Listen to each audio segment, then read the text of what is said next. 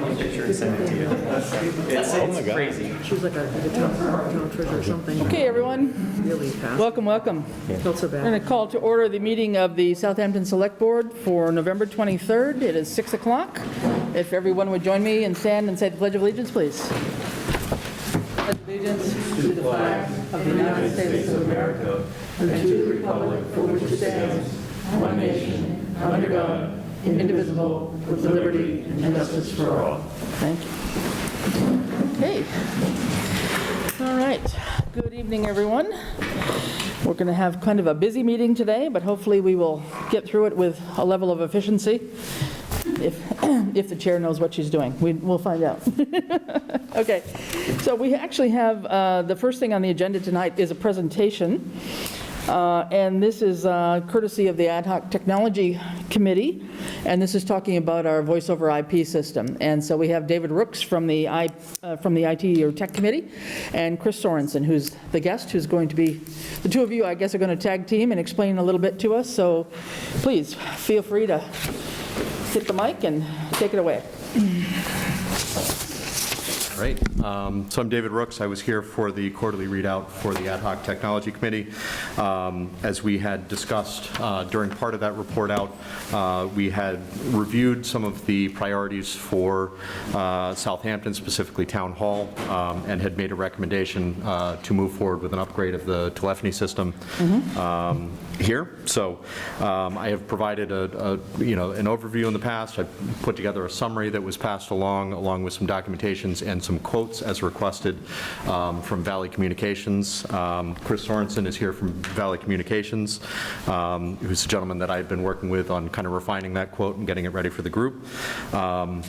So we wanted to offer up the opportunity to, provide a little Q&A, kind of talk a little bit about the system, see if there are any questions or things that we can provide additional detail on based on that summary. Great. Okay. Good. So why don't you, maybe take it away. We know Chris has got a kind of a hard stop at 6:20, so we'll let you go ahead and maybe just run through some of the key features again for us. And then I know there were two different quotes, I believe, we were given, and so maybe we could talk about what that entails and that kind there of are. So I'd be happy to run through kind of the summary as we had laid that out. And the real reason I wanted to have Chris here in case there are questions between the two quotes, feature-wise, or if there's anything that you guys wanted to bounce off of him while he's here and available. So, some of the information that we included last time, I think originally we were looking at Town Hall, we were looking at potential other locations as well. I think the request had come back just to scale the scope of this down to just Town Hall, so we can start here where the main need is and then look at additional locations as needed. So right now we're looking at 15 phones at Town Hall. So got some clarification from Chris. Setting this up is kind of setting up the base of the system. If you decide to add on additional locations down the road, it's perfectly okay, easy enough to do. I don't think they're all tied together in any way that we wouldn't be able to move specific numbers out as needed. Some of the key features that I had included both in the quarterly readout as well as this summary. An auto attendant for Town Hall, so you call one number, press 1 for this department, press 2 for that department. Music on hold, messaging on hold, if there's information you want the public to hear while they're waiting for whoever they're trying to connect with. I think one of the things that we had kind of talked about, and this can be a decision based on further conversation down the road, is whether you want voicemails going to email. I think there was a question on if that becomes any sort of public record or would cause any other issues compliance-wise. Extension to extension transferring. Right now, everybody kind of has their own landline. It's not really tied together in any, logical way. You've got N-way calling, in terms of adding additional people. Hey, can you pull so-and-so into the call? So that could be a conference call kind of thing. Yeah, exactly. Call forwarding if you're out of the office, or if you want to send calls to your Your mobile device, do not disturb. If, it's in a situation where you've got a meeting, you don't want the phone ringing, et cetera. Caller ID, call waiting. And one of the options that had been presented, in these quotes includes a soft phone application, so something you could run off of a PC or something along those lines that you could, it would act as your phone if you're working from home, if, we had to go remote again or anything like that. So just an overview on the equipment. I think we had looked at the Polycom VVX series. Which is similar to the phone, right? Similar to what's here. There was also conversation on the Trio conference room phone, which Valley had offered, which I think would be good if you have a central location, you want to have multiple people there, but bring folks in from outside. Phones would be connected using the existing Cisco switch that we have downstairs. It's a PoE switch, so you'd be able to power the phone. No need for extra power supplies there.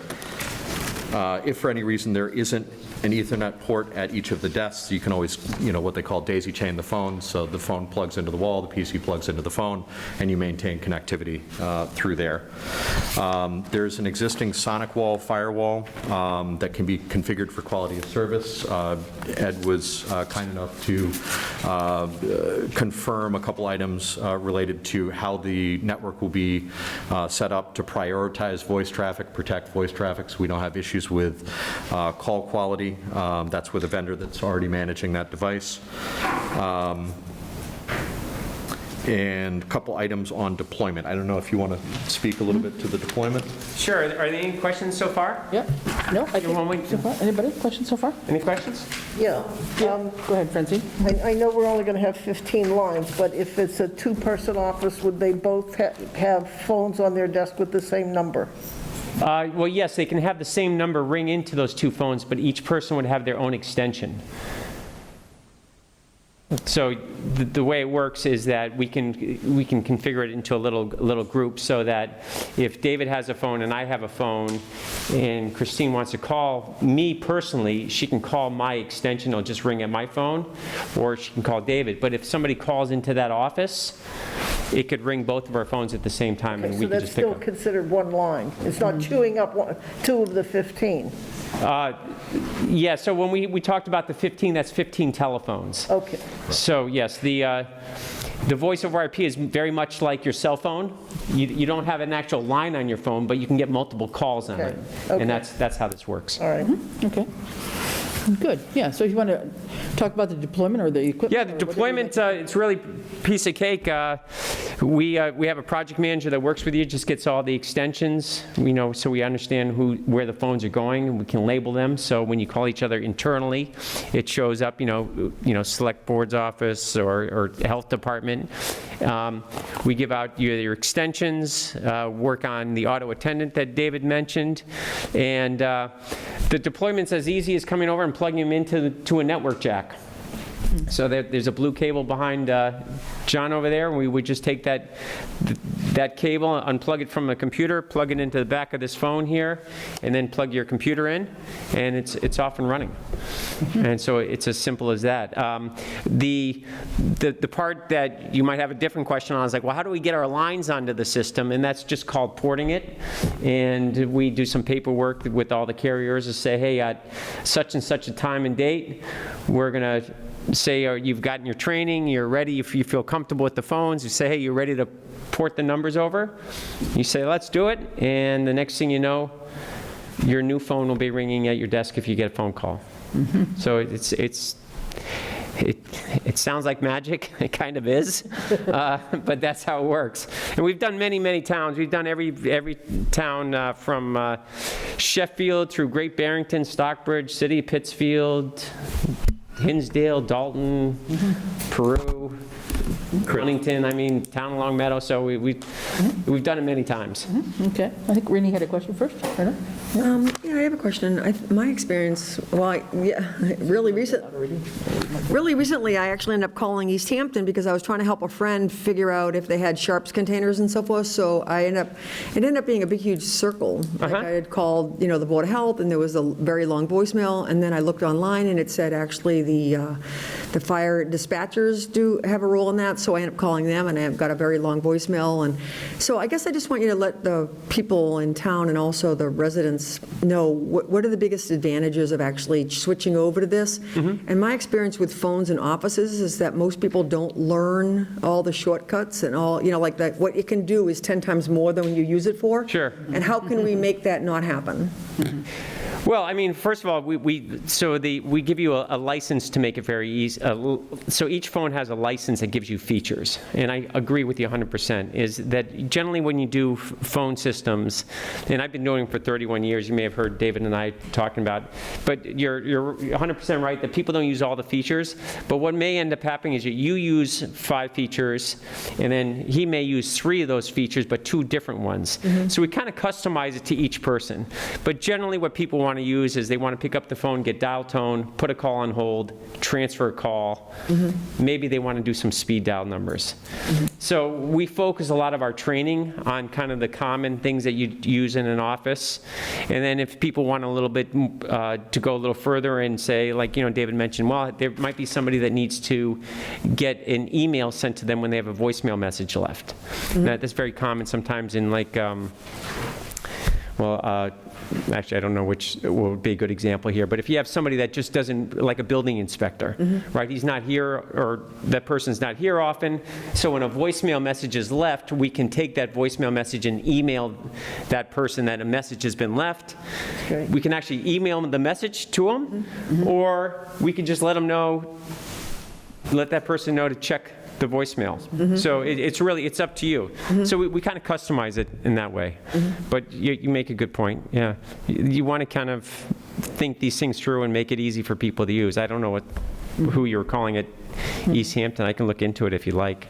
Well, no, I think I left it for her to solve, but I just found that some of them were just very lengthy, I don't want people to feel like I call up and I just go around in circles. No, yeah, you shouldn't. Yeah, we're hoping this That'll will be be. part of the deployment process, is understanding how you want the system to react, what options you want to present. You want to make sure you don't give somebody a call tree that's, push 19 for this, Right. 25 for that. That was So part of it. Yeah. you wanna keep- Every extension had a long list of functions of the office, and I think that became frustrating. Yeah, So that's really part of the design ahead of the deployment. ahead of time, yeah. John? Right, so just to piggyback on Rainey first before I get to my 2 questions, is I think part of that is the workflow and what's going to be the standard process that we lay out versus letting each department be a free-for-all. But my questions are, when you have a voice data issue and someone needs to investigate the packet, who's going to do that? Is it the town administrator that's going to have to deal with that, or is there somebody out there? There's somebody out there. I mean, I think, generally something like that, I mean, we'd have to kind of, everything is a case-by-case basis. Correct. So, But there would be a mechanism in place where they could drop a help ticket of some yeah, sort. so we have a portal that you can go and you can put in a ticket. I mean, I'm going to guess that probably what's going to happen, and this is what happens with a lot of my customers, is people don't know. So what's going to happen is that David's going to get a call, and he's going to call me. And he's going to say, hey, this is the issue that's going on. And I can say, oh, this sounds like it's something that's on a firewall, because that's typically a firewall issue. He'll say, all right, let me call John Shannon. I think, is John still involved? Yes. Yeah, your IT vendor, and he'll say, oh, I just did a firmware upgrade, and maybe that's what it is. So it's kind of a little give and take, but we have mechanisms in place. I mean, one of the things that I offer is kind of the hand-holding after the whole thing. I can't fix things myself personally, but I can get people to the right sources right away. Okay. So that's And then is this system designed that one of the benefits of having the analog is that even when a power failure, they're still going to work. So is this system going to be tied in with the generator so that when the power goes out and we're on the generator mode, because we recently found out that the servers weren't on the generator during the last power failure. So have we gone through the steps to make sure that the phones will continue to work? And maybe this question needs to be directed somewhere else, but. I just think knee-jerk reaction is that's a much larger analysis that needs to take place downstairs, looking at all the IT equipment, what needs to be on generator like you're speaking to, and just making sure that that's all, tied in appropriately and you guys are prioritizing appropriately. Would it'd be great if that was part of this onboarding as we're going, whether it's you or Shanahan or somebody else, to make sure that happens, other than waiting for the first power failure Right. and realizing that all the phones are down. Yeah, and I can maybe add a little bit to that is our system is on a backup. Okay. And we have 5 servers throughout, and it's not Valley servers, we're an agent for somebody, but there's 5 servers that are located in different places throughout the country. So in a worst case scenario, if the generator doesn't kick on, say here, we're still answering the call in the cloud. Right. Okay, so you could put an emergency message in there. You could still get a voicemail message left for you. You can check the voicemail messages. You can call forward. David mentioned a little bit, if you had to work remotely for some reason, let's say, it was a water breakage or something, everyone had to go home. There's different mechanisms that allow you to move very quickly to do other things. Gotcha. Okay.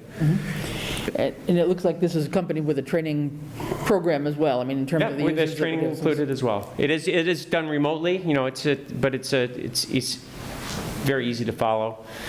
We have videos that you can post on your drives if you want to have something like that for people to look through. Yes. And then just noting the time, could they give us the highlights on what's the difference between 2 quotes? Yeah. I see the single line item that's priced differently, but. Yeah, so there's one quote that I'll try to use my best memory. It's about $245 or so, and the other one's around close to $280. The differences are the less expensive one, if I can even use that term, but the one that doesn't, it's $30 less. That gives you pretty much everything you're talking about here. Voicemail, transferability, caller ID, speakerphone, conferencing, the whole thing. The other one, what it does is it's based on Cisco's WebEx platform. And you would use that if, so the town of Great Barrington has something similar to this, but they also got the system in the middle of right when the pandemic first kind of hit and they were doing a lot of remote. The WebEx capability would allow everybody to go and work from home, but open up an application on a laptop as if they were sitting in the office. Yep. So for instance, I live in Florence and I work primarily from home now, and I have the WebEx bundle and it's just on my laptop. I make and receive phone calls through just a headset that's plugged into my USB port. It's plugged in, it's because I'm cheap. I should probably go get a nice Bluetooth one, but that's how I make and receive my phone calls, is over my laptop. I also have the same application on my cell phone. And what's nice about that is that when I call people, it shows Valley Communications and my direct dial number, not my personal number. So particularly for me, it doesn't matter so much. For you guys, you can imagine me calling Chris every time I have a question about a town issue, calling her home number to talk to her. Right. So this just pushes out the number to the town hall, and people would call it back and get the auto attendant. Okay. So that's what the WebEx does. The other main thing that the WebEx does is, and you might want to consider this, is for your meeting room. You can have, there's different levels, but the higher level, which is about $4 or $5 more per month for this one user, would give you the capability to have up to 250 people on a video call and up to 1,000 people on an audio call. So I know that's quite a bit, but if you wanted to say, hey, we want to have, there's some type of meeting, we don't think we'll have more than 500 people, we'll send out an audio bridge for people if they want to call in and listen to it. Or if we had something else where you wanted to do a video call, you could do that. 250 seems like an awful lot, but probably if you were the presenter, it would work. I've been on them for, with all these, like marijuana places coming in. I've sat in on a couple of them where they've had town meetings, and there's been 75 people on the call, on an audio video call. Right. Yeah. Yep. So that might be something that you think about. Yep. Yeah, there's also a cost, I'm sure, associated with your Zoom account right now, so that would be a direct replacement of that, so that's another cost. Okay. Right. And then they just remind me on the phones, because we've got the non-recurring costs of $1,695, so we're going to be renting or buying these phones? What do we? It was an option. So there was one thought that maybe what we'd do is do it on an installment plan, which gives you a lifetime warranty of the phones. That's for 36 months. At the end of the term, you own the phones. Okay. That cost goes away. I think the cost was around $50 a month or so. And that cost goes away, so you don't have to do anything. It just stops. It really comes down to your budgeting, where you are, the whole thing. Okay. Was there a decision about not including like the library, water, highway? Was that more because they were off-site, because of the expense? I'm just curious why we're starting with the town hall Yeah, personnel. so there was a bunch of back and forth on how to approach this, and I think the group kind of decided, let's start small, let's start at the town hall. That's where the most immediate need is right now, and then start looking at, other areas, whether it's the highway department, whether it is the library, or anything along those lines, whether you want to integrate those with that same system. So it kind of kept things simple. We know the infrastructure here, we know the circuits, we know everything that's in place here, and it's just an easy consolidated scope in this point. Okay. Expanding to those is as simple as just saying, hey, we need a couple of phones at the highway department. We're ready for you. So just on that point, so the primary box here at Town Hall, those phones could go into, you wouldn't have to put another box? There's no box, there's just phones.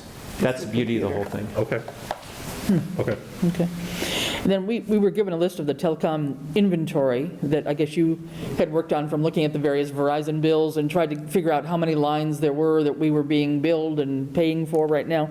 It's interesting, some of these are only fax lines and not phone lines? Yeah, so what I went through essentially everything that I saw on the Verizon bills that Ed, you had provided to me.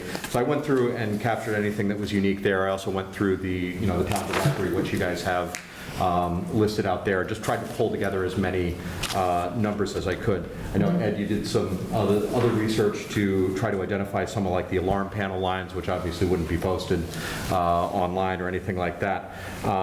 So there may still be more to do here, and really that process goes full bore once we get the customer service record from Verizon or any of the numbers, whoever owns any of the numbers that would be ported there. Yeah. And that will really get fleshed out. I'm sure Valley will work with whoever the representative is to go through and say, yes, this line, it goes here, we've confirmed that, yes, we're going to port that, no, don't port the alarm lines, don't port the fax lines, whatever it may be. So am I correct in understanding that we would, or assuming that we would have two systems in play at the same time? I mean, before we formally say, okay, bye-bye Verizon and we're porting over, we've got two systems on board, and there's a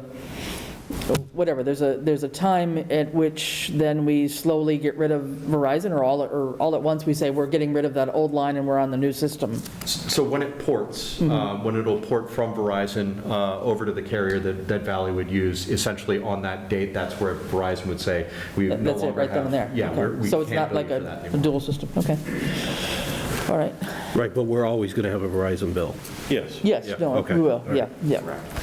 But, So I think as we go through that process, we'll be able to really refine what the number is in terms of what's Right. falling off the Verizon bill. We were hoping to do a little bit more of that, but I think we really do need to go through that process.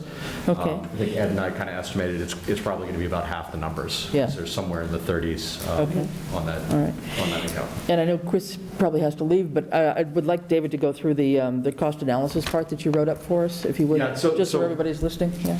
Yeah, Chris actually caught one correction on that, so I think I had brought that in from our quarterly report. The proposed telecom monthly cost for the system from Valley is actually lower than what I had in there.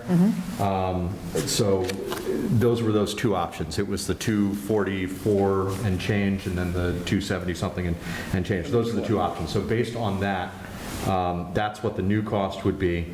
It drops down to somewhere in the, what was it, the Roughly $51. $51 after the fact, once the phones are paid off. And then based on what we find that's going to move away from Verizon and over to Valley's carrier, that's when we'd really kind of figure out what the total cost savings would be. But you're looking here, the way I'm reading this, is about 50% of our cost savings of about 50% is what I'm hearing from this? Is That's the estimate, that's the number of lines that we see coming off that bill. Again, I think, we'd probably have a better visibility into that once we get that customer service record from Verizon themselves. Okay. Good, okay. Anybody else have some other comments, questions? Jim? Yeah. Chris, we'll let you leave. I know you're running late, so Thank you. Thank you for coming. I usually don't say, can I stop talking, but I do have to run. Thank you. Well, thanks for having me. If any questions, I'm sure you'll ask David, and I'll get right back to you on them, and Sure. appreciate it. Thanks. All right, Thank you very much. Appreciate Thanks, it. Chris. Yeah. Okay, guys, any further thoughts, questions? What would you like to do with this? Do you want to have time to study it a little bit more, look at the service agreements? Are we ready to think about doing this, or what's your? Well, I would just say from my point, I'm comfortable with doing it. I mean, I don't necessarily see this as a cost savings for the remainder of this year, only because we're not doing the outlying buildings. Right. So maybe at best, we'll cut the Verizon bill in half, which is basically going to offset this. And then as we clean everything up in the next fiscal year, potentially see a budget savings. But at the same time, you're updating the equipment, modernizing it. And, I mean, there's a benefit to that right there, as it is. I will say, as we go through that process, as we go through the motions of identifying what all the numbers are that are out there, whether they port or not, you may find some numbers say, hey, we're not even using that. Agreed. And Yeah. can cancel that in that whole process, Yeah, so. just to be sure on the right numbers, yeah. Yep. I mean, if you can save money before June 30th, I'm all for it, but August 1st is when I want to see the savings. Absolutely. All It right. doesn't seem like it's going to be more. I'm just wondering if the people that in the offices are happy about this. Because we've been talking about it for a long time. I mean, I think that having it be able to access it through your email, having to do it remotely, I mean, I think that's a huge help. Yeah. I know there are some that have been, asking for a system where they can transfer phone calls and Yeah. whatever. I think others are just, put it in place and, they'll learn to use it and, Okay. and they'll see the advantages. Yeah. Yeah. Okay. So do we want to take a motion on this? And are we looking at the WebEx one or the other one? Nobody has a feeling one way or the other. I'll make a motion to approve the WebEx version at Okay. $274.07 for the first 36 months. Okay. I'll second that. All right. Any further discussion? And does the select board prefer to lease the phones or purchase them outright? My motion would be to take advantage of the interest-free leasing here. Okay. And I will say, 51's I believe the town hall will need one phone that wasn't accounted for, which will be 16, if the system will accommodate it. Not a problem. It's an easy adjustment to make, and we can certainly facilitate that. If we just want to upgrade it and add one additional phone that's not tied to a specific department or line, easy enough. Will there be a phone in here and/or upstairs in the conference room? I believe that if it's still in here, they were actually talking about including a conference phone calling, that yeah. could be used either here or upstairs. Yeah. Okay. Yep. Yeah, Chris had offered to include it's called a trio conference room Yeah. phone Okay. at no It'd cost. be good to actually have one in both if we could. I mean, there's a lot of meetings that happen upstairs too, so possibly. Chris, Yeah. I'd modify my motion to also empower the town administrator to execute the contracts on our behalf. Okay. All right. Thank you, John. Could I have a second to that modified motion? I think Francine seconded. Do you wanna Did you already? second it? Okay. All right. If no further discussion? All right. Could I have your votes, please? All in favor? Aye. Aye. Okay. Thanks So good. very much. Thanks very much. Of course, absolutely. And thanks Thanks, David. to the tech committee for all the work you've been putting into this and all the research you've done, so thanks. Ready? Ed will be in touch. Okay. Sounds great. Thank you. All right, thank you. All right, so we are at open time for the public. This is the first few minutes of the meeting that we dedicate usually to anyone who's got some things to say that has nothing, that is not already on the agenda item, as an agenda item. So Tammy, yes, go ahead. Tamara Lunas, 298 College Highway, Historical Society President. I just wanted to let everyone know that the Southampton Historical Society 2022 calendars have come in. They are $15. We will be selling them. I'm trying to coordinate with the Lions Club when they're doing their toy drives again, so that we will be out there. And I've had a few businesses upset that we didn't contact them about an ad, and I want to let everybody know that from the Celebrate Southampton Blue Ribbon sponsors, all of those people have been put into the calendar, so we are recognizing all of them. And so if anybody needs anything, please either contact a Historical Society board member or on our Facebook page, and we will get you your calendars. Okay, very good. Thank you. Okay, great. Anybody else?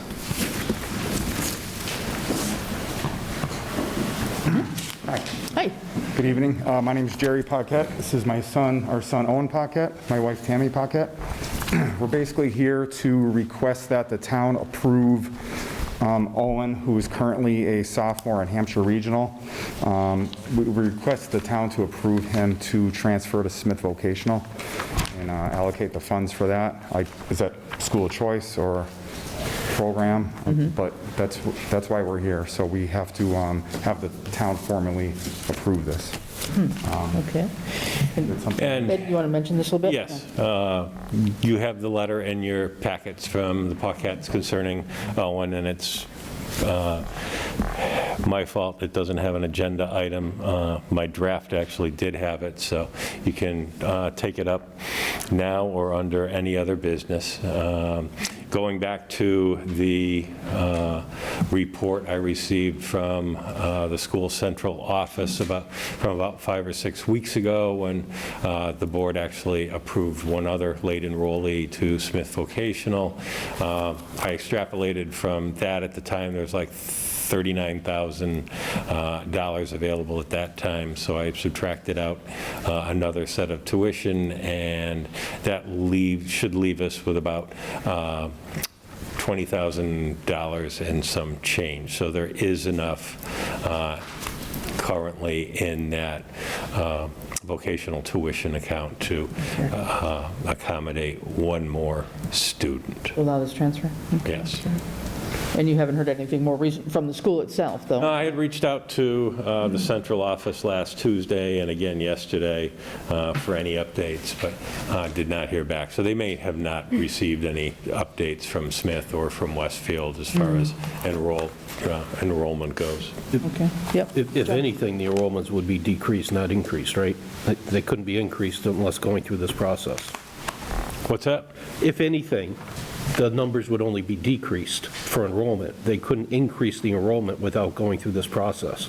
The only way it could increase without going through this process is if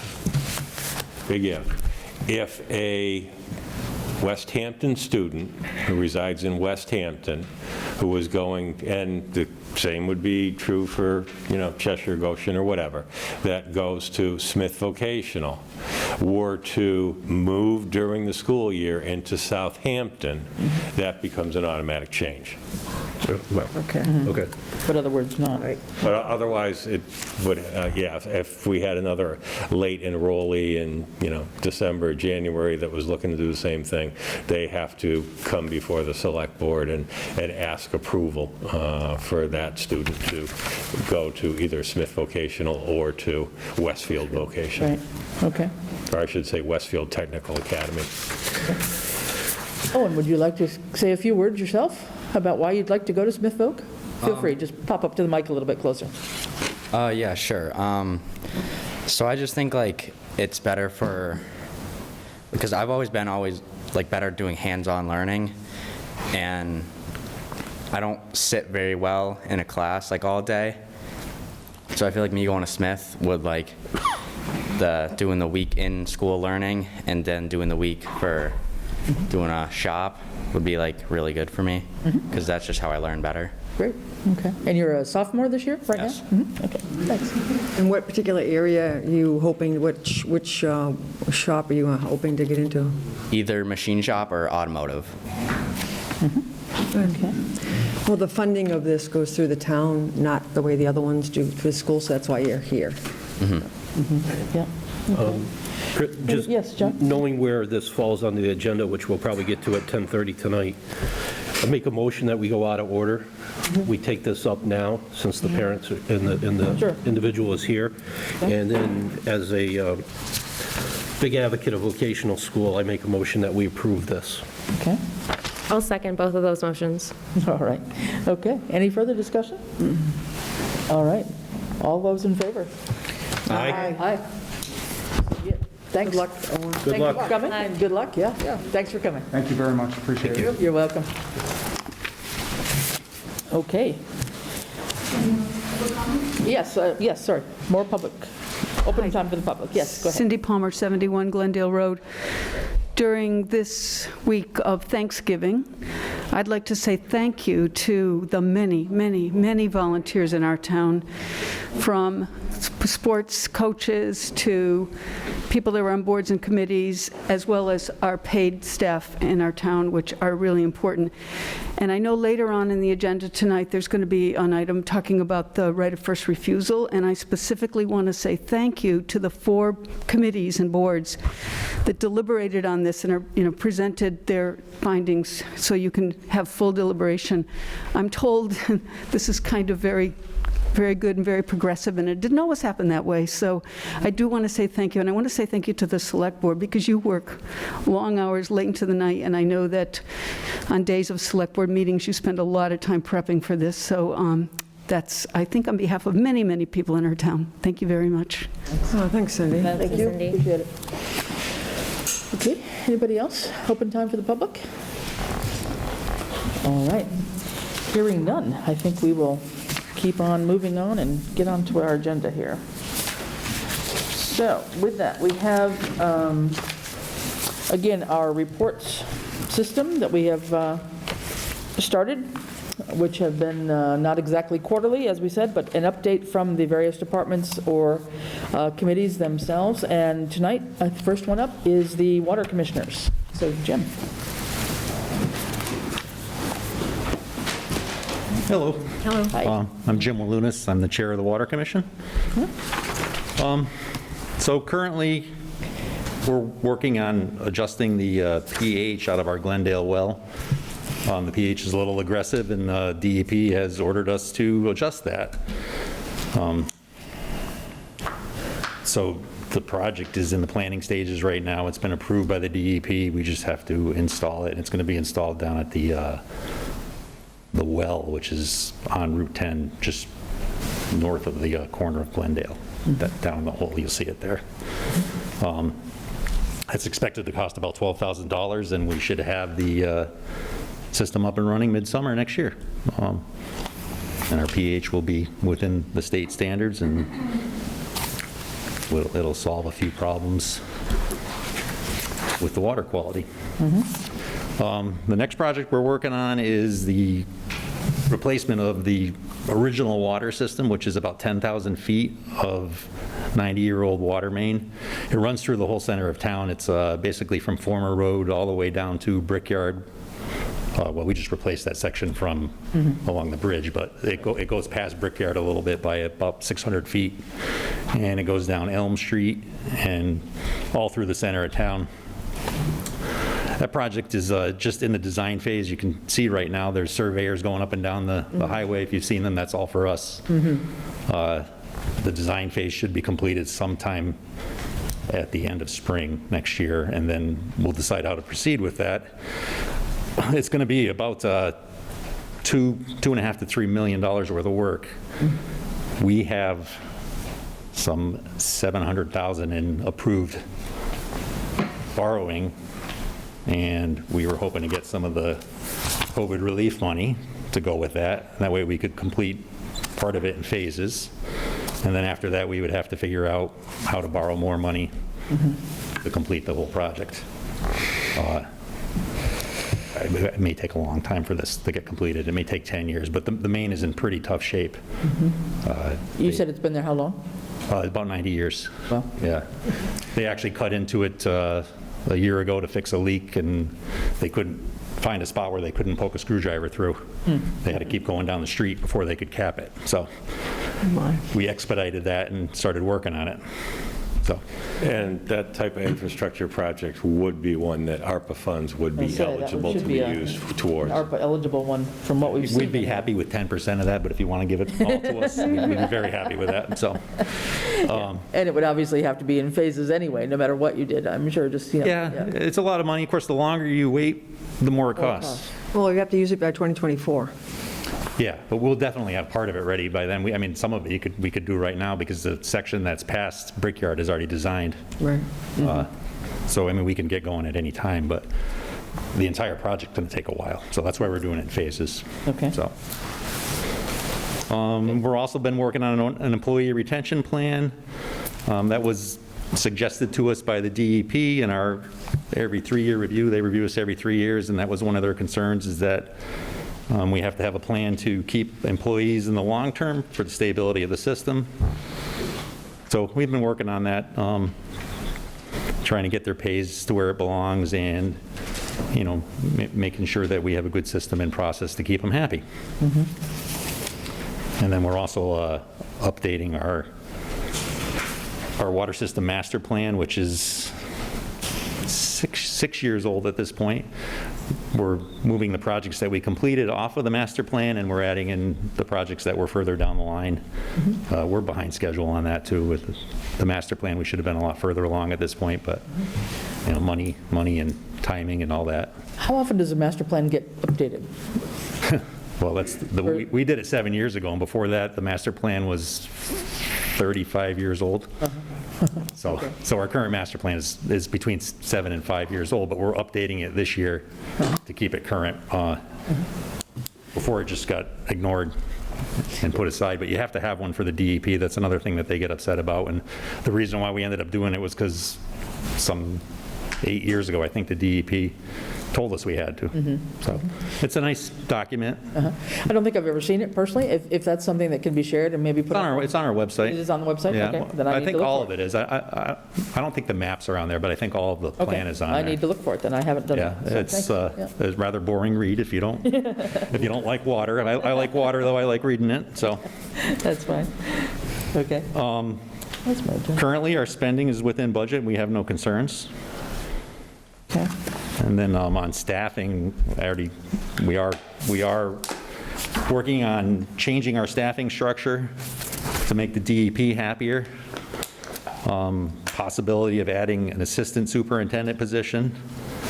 We haven't gotten there yet. We've just started thinking about it, and we're going to start bringing that around to the appropriate boards probably in the next 6 months. So. Okay.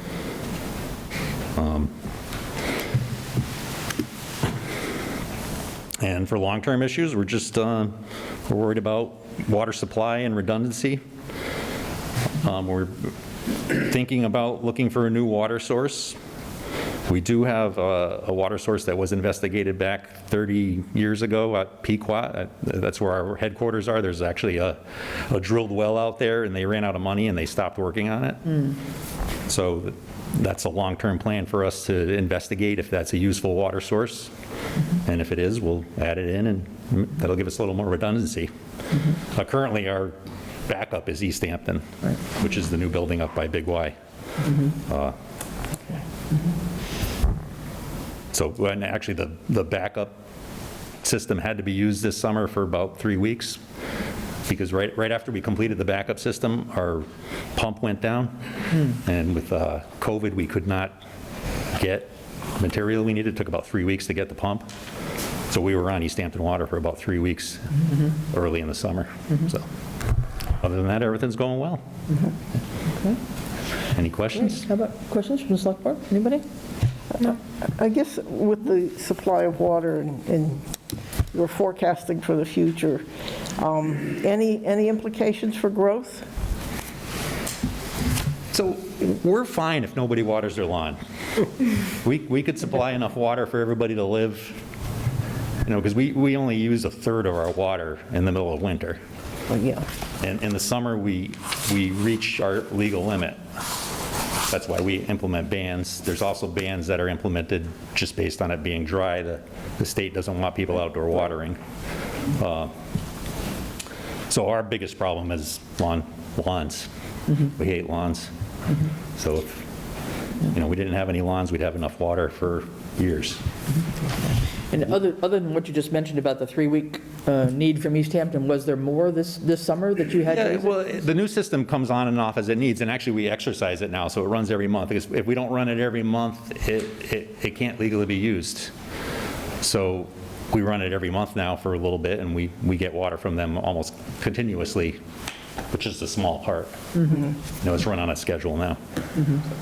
In Easthampton, we communicate with them, and they currently sell us water for a little bit of like a bulk rate. They sell it to us, but it's expensive. We don't like buying it from them. So.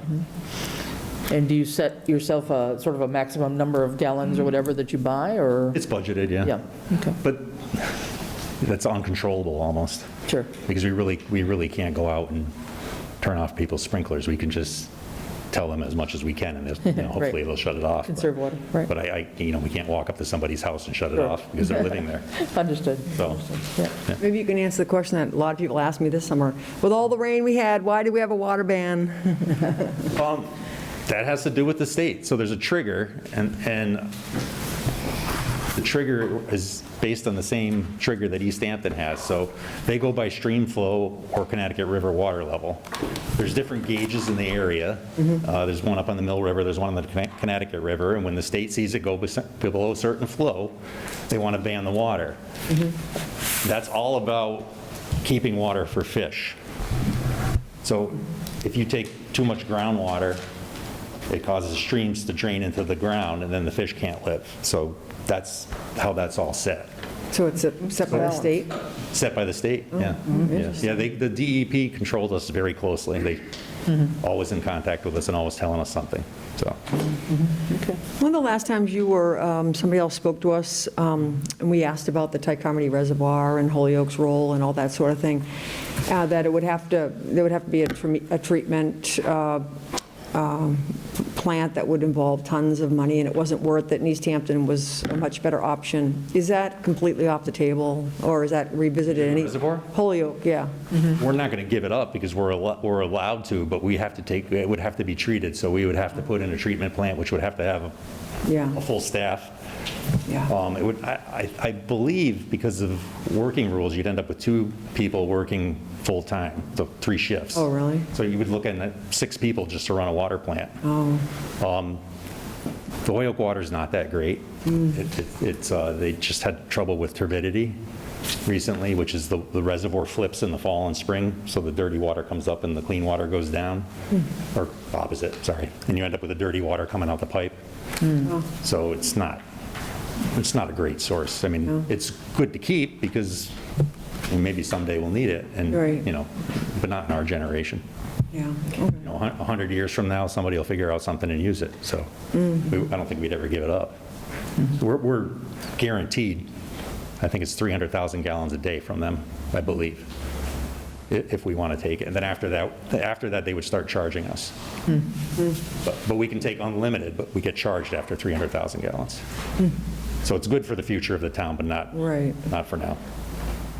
Okay. All right. Any other questions? If not, thank you, Jim. Appreciate it. Thank you. Happy Thanksgiving. Thanks for coming. Jim. Sure. All right. Great. Next, Public Safety Complex, Building Committee. Charlie?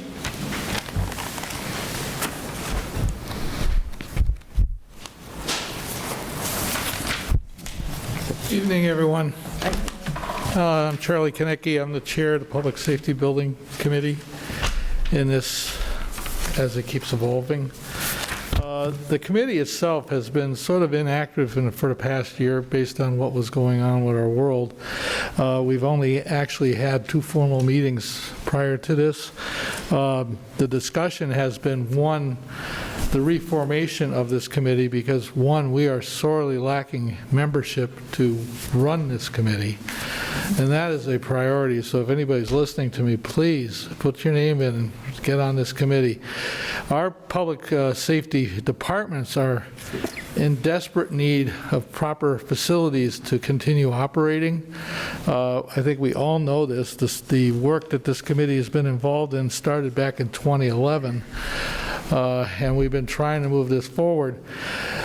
The committee submitted to the Select Board basically an overview of what we felt the committee should consist of for membership, and we also submitted to the board the scope of responsibility that we felt we should be looking at. I understand you're trying to move the meeting tonight because of town meeting and all the rest of that. I think this is something we need to get into in December, probably after town meeting. Correct. I did share with you a PowerPoint electronically so you could actually see what took place in the past in a simple-to-read language. And we need to discuss that more thoroughly. But in our mind, we really need to start getting this project going in the next year and try to get some direction as to where we're going to establish this facility. I know of a lot of rumors out there about properties and stuff like that, but all that falls into your board as to where that's going to go. So that's a quick and easy summary. Okay. I'm open for questions. Yeah, okay. Any questions for anybody from that now? What we're planning on doing, we do have this PowerPoint printed out for us in the packet tonight, but it was more just for background information, and we knew that we were going to have a pretty heavy meeting tonight, and we weren't really ready to discuss all this, so I think we'll put it off until the early December meeting. Most likely it'll be on the agenda in December. I would suggest after town meeting. Yeah, because right. We'll have another meeting, most likely we'll have one more meeting after town meeting, I would think, in December before Christmas. Yes, somewhere in there. Yeah. because of license renewals, you'll definitely Right, need to have exactly. one after town meeting. I'm just thinking prior experience. You don't want to have something of this size prior to a town meeting where you have all these other things sitting on the plate that need to be moved forward. Yep. No, that's kind of the thought process, so, good. Okay, very good. We'll pick it back up and we'll get back in touch on that. And you also have the charge, the original charge in your packet, if the board Yes. wants to make any changes to either the charge or how the appointments are done, which I would recommend at least doing terms for the appointments rather Right, you than talked about till that.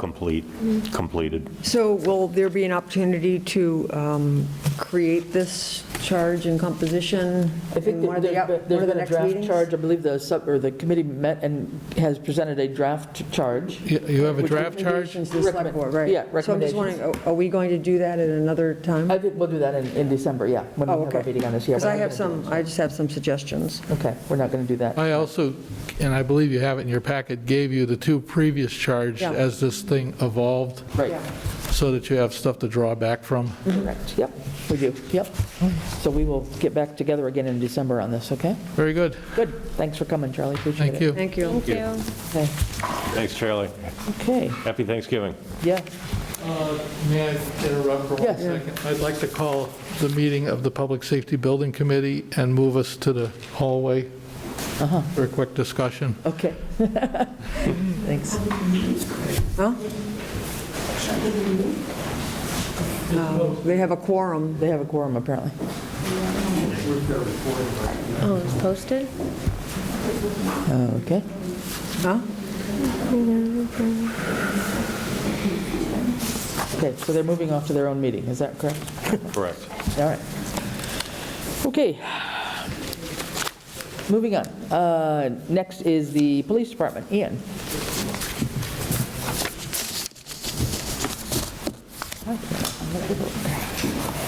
Good evening. Evening. Hey, how are you? Ian Illingsworth, Police Chief.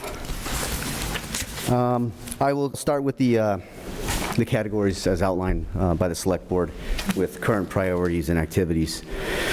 As far as priorities, staffing is probably our #1 priority right now. I'll get into a little bit greater detail when it comes to that category of personnel updates. We're manageable, but it's becoming some issues just based on almost just circumstances that ultimately will no longer be present but currently are, such as use of family medical leave, police reform, and military deployments. So those are affecting our staffing on a short-term basis, but that's something that we're working on right now. Meeting the mandates of the police reform, which is the Justice, Equity, and Accountability Act compliance, policy updates, and personnel mandates. So those are things we're working on. The policy updates, that's not too difficult to manage. You know, in fact, most of our policies were already in compliance with it. We just have to, some new policies have been, are required. But as far as the policy implementation, that's not an issue. It's more so how it affects the hardship really is the certification of police officers. Investigations, we have multiple ongoing investigations currently.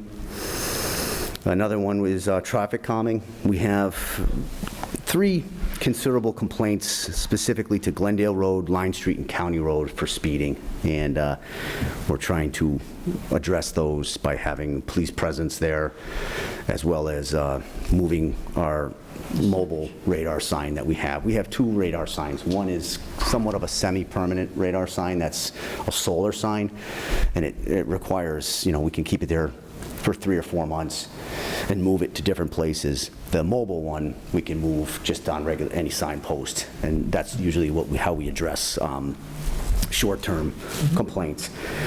But we do get a lot of complaints relative to Glendale Road, Line Street, and County Road, so we're trying to address that. Chief, can I just ask you, do you have data that you get from those signs? We do. However, the mobile sign that we use on a more temporary basis, that subscription has expired, and I didn't have the funding to reinstate that subscription. So we do get data on that, and it's good for traffic studies in particular. A funding transfer was made to see if we could get those subscriptions. It's one of the articles. Right. The articles. Yeah. Yeah. And then STM. the solar sign, that subscription ends in February of 22. So yes, they do, to answer your question. And then the other is, you know, recently we've just had some encounters where officers have found senior citizens in vulnerable positions, so we're just trying to work with the COA to try to come up with maybe some programs or at least awareness and help out seniors that might be in some vulnerable positions or maybe not have the family resources. And so those are our current priorities and activities. As far as budget spending status and concerns, on an overview basis, we're within the acceptable expenditure rate. However, in the individual accounts, not so much. I've asked for some interdepartmental budget transfers. In particular, our overtime budget has been taxed for those reasons, for shift coverage for FMLA, as well as investigations, training, and critical incident responses. And in particular, you know, we had that investigation at Big Y, if you know had heard anything about that. I mean, that as of right now has cost over $2,000 in overtime. Just to give you an example of how some of these unexpected incidents can create it takes a lot of time to investigate and a lot of manpower. So we have that. Because we're in the process of trying to hire a vacant police officer, full-time position, we had some surplus in the police wages, so that's where a lot of these transfers are coming from. So it's not going to be anything that we're requesting more from the town. It's within interdepartmental. Like I said, the police overtime, we're at, as of the 16th, I think, is when I printed out this report, we were at 54% expended. We should be at around 37.5 at that time. So that, you know, that's why I'm asking for this this transfer and why it's necessary. There's been some unexpected costs for police expenses. In fact, one cruiser recently just had to have $3,800 in repairs due to transmission issues. Also, fuel costs are, I'm seeing about $100 to $200 a month extra in fuel costs. And I'm preparing for possibly having to put somebody through the academy, which I had not budgeted for. The intent was to try to get a certified police officer trained. We only had 2 applicants for that position. One had already been disqualified by us, and the other we're currently trying to determine whether or not her certifications are approved by the Municipal Training Council.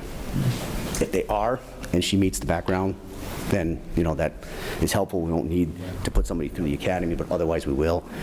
The academy costs about $5,500. That's to include tuition and equipment, as far as just expenses. If you look at the budget and you see the police equipment maintenance, it shows that it's about 85% expended. That's because a lot of that was contractual that we had to pay up front at the beginning of the fiscal year, so don't be too alarmed by that. Building expenses, it showed about 14.33 expended. It's not an accurate depiction because sometimes the power credits have not been realized yet, so we haven't been paying any electrical bills. That will come in once the accountant's office has that opportunity. So that's not, when you look at the expense report, that's not accurate. Communication wages, the communications department within acceptable expenditure range, and the communication expenses as well. I typically, and I will be applying for the support and incentive grant and the training grant through the State 911 Department. To meet the requirement, there were certain things that the assessor's office had to do, and I reached out to them, and Janine took care of that almost immediately for me, so it made us in compliance to actually apply for the grant. Okay. So I'll be applying for that grant within the next week. And this is a grant you got last year as well, right? Yes. Yeah. Yes. Personnel and staffing updates. This has been pretty much the greatest obstacle for the police department, as I expressed to the Reform Act, has created an issue in particular for communities that use part-time police officers. So I know I've expressed this and we've had correspondence about this, so I don't want to discuss it too much and take too much of your time, but part-time officers have to bridge over to the certification of a full-time police officer. Right. So they call it a bridge academy. There's 3 years they have to do it, but it depends on when or where their name falls in the alphabet. So I now have, currently, usually fully staffed, we have 10 part-time police officers. I have 7 right now. I have 3 of those officers who next year have to get bridged over, already expressed that they have no intention of getting bridged over. So as of July 22, I'm sorry, July 23, they'll no longer be certified as police officers. Based on those conditions as well as attrition, I'm not going to be able to hire part-time officers unless they're retired, or perhaps I put in a PRF rather, for 2 part-time officers. I just submitted it today to the Personal Policy and Procedures Board, and my objective is to see if perhaps we can get some retired police officers that might want to still work shifts that are certified, or even university police officers that might want some municipal experiences as well, which I know some do. So, but I don't know. It's a shot in the dark. I don't know what I'm going to get out of it. So the part-time status of police officers will no longer be available unless they are certified trained officers. So that's the hardship. We, in the last 2 fiscal years, not including this fiscal year, the last 2 fiscal year, part-time officers covered approximately 4,200 shift hours. So, as you can see, there's a lot of vacancies. Can you just elaborate a little bit about why these, I think you said 3 do not intend to participate in the Bridge Academy? What's sort of the rationale? It will require them so there's a certain amount of training the Bridge Academy requires. A lot of it's 200 hours or something in the paper? So some of it is online, which they can do on the shift. Okay. But 3 weeks of it is not. It's in person. And I can completely understand this. They're not willing to give up 3 weeks of their full-time job or vacation for a part-time position. So that's part of the reason. And some of the officers, they've been just officers for a long time, and they just don't want to have to go through the academy again. So that's the main feedback I'm getting, is the fact that they have to use their personal time or their vacation time, their benefits from their full-time job to meet the Bridge Academy. Okay. So there isn't any allowance for that to be covered for them? No. I mean, they have to basically use a vacation or personal time to go to the That's academy? because they have to be in I person. thought the ARPA funds covered for the police reform. They can pay for our training. For instance, when I send them to the, like I said, the online training, they can do on shift. But when they go to their defensive tactics training and firearms training, as well as their emergency vehicle training, I can pay them through ARPA funds to go and pay their salaries, but I don't believe that the company, I think they still have to use their vacation time, because they have to take time off in their private company. Yeah, okay. So the training's private. covered, but not the time. Exactly. Not the time itself. Yes. Yeah, okay. So that is, we're working on it. Yeah. We're, and that brings up a lot of, as a department head, resiliency. I'm really trying to work on the resiliency of the current officers, because I don't want to see burnout. And as a result, when we're lacking staff, officers get forced, you can't leave shifts unfilled. There is an expectation, and so, the personnel's resiliency is important to me, and I'm working on to make sure that there's no burnout, because there's a lot of stuff going on right now. Yeah. Yeah. Not only do they see stuff that most people don't see, the societal issues going on right now, there's just the pandemic, a lot of stuff going on. I want to make sure that their mental wellness is good and maintains good. So that's something further elaborate in the report. But so that's as far as the staffing goes. The communications department their staffing is stable right now. We have enough people. I would like to hire one more part-time dispatcher, just to ensure we have a dispatcher on a medical leave right now, a part-time dispatcher on a medical leave, that in the event that the circumstances won't allow this employee to come back, I want to make sure that it's covered, because this employee does take shifts. Okay.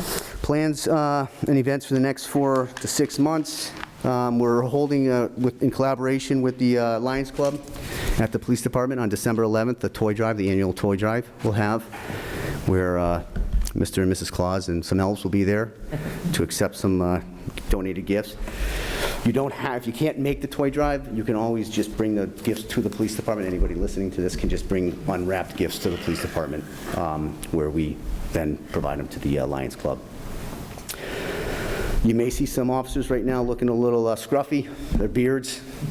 We do have a facial hair policy, but for the month of November, it's called No Shave November. It's a drive to help the Home Base Foundation, which assists veterans with PTSD, and it's a fundraiser for the officers that choose to grow their facial hair out. The next drug take-back day, we don't have a date on that, but we'll be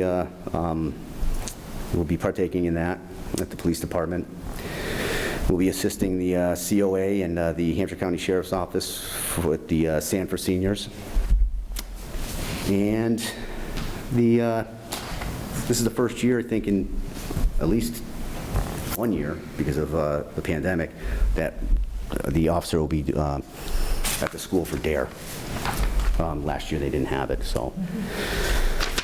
And suggested, long-term issues for select board consideration and planning, staffing, as I've already elaborated on, and just for me personally, I believe strongly in employee resiliency and longevity, and as even Jim Luna said, employee retention. The town has some extraordinary officers with a lot of experience. The majority of the full-time officers are anywhere between 15 to 30 years experience, and that's important, and I want to make sure that we retain these officers as well as support, their longevity and resiliency. So that's a personal goal of mine, working on that. Suggested tools and resources for job efficiency and cost efficiency. Seek grant opportunities. I'm always looking for grant opportunities. I have found that this year I did not seek a particular grant for traffic campaigns because I don't have the personnel to support the traffic campaigns. It requires a lot of overtime and extra work, and consequently with all their shift coverages and forced overtime, I don't want to put even more of a burden on them. What those traffic campaigns do give us are some equipment, and that's where we get those mobile, the radar speed signs. So I hope to next year do that, once things get a little bit stable. Like I said, this is just a temporary issue. We'll work it out. And I was asked to submit an equipment maintenance schedule. I will be requesting a cruiser for next year. Currently, right now, we have 5 line cars. Each line car, it's about, every year, is about 24,000 miles on it. Of the line cars, that's not including my car, of the line cars, I have one car with 109,000 miles on it, and the other car shows 155,000, but I know it's more than that because the dashboard just doesn't work properly. It's a 2011 Crown Vic, so that would be the one I'd want to replace. And I just provided you with an up-to-date attachment of the accounting system from our police department. And this is as accurate as it gets. This is a day-to-day. Yep. So if you have any questions or comments, I'd be happy to answer. Good. No, thanks. Anybody, questions, anybody? No. Just, I think, just in general, as we look at, as you're talking about equipment replacement and cruisers and stuff, I mean, just probably to, I'm sure you've already got it laid out somewhere, we should probably just have a copy of at some point, the replacement, the fleet replacement plan that you have in mind? I believe that would have been in the 10-year plan that we submitted every year for capital improvement. It should be in there, but I can certainly provide you with a copy of that. Yeah, it might be good just to have that handy so we know.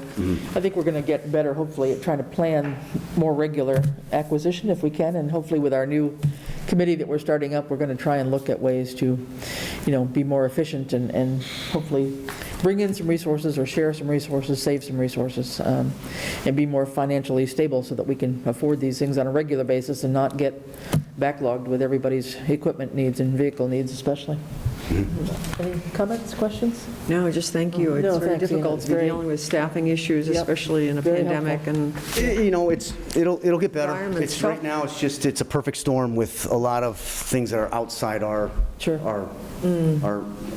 ability to, when someone needs FMLA and for the right reason, they need it, When military deployments, we have a part-time officer that is going to be deployed likely for 9 months in February, and a full-time officer that we've been notified that will be deployed, I believe, in early summer or summer for at least 3 months. So those are, it's unexpected, and it draws on the overtime and it draws on the officers. Right.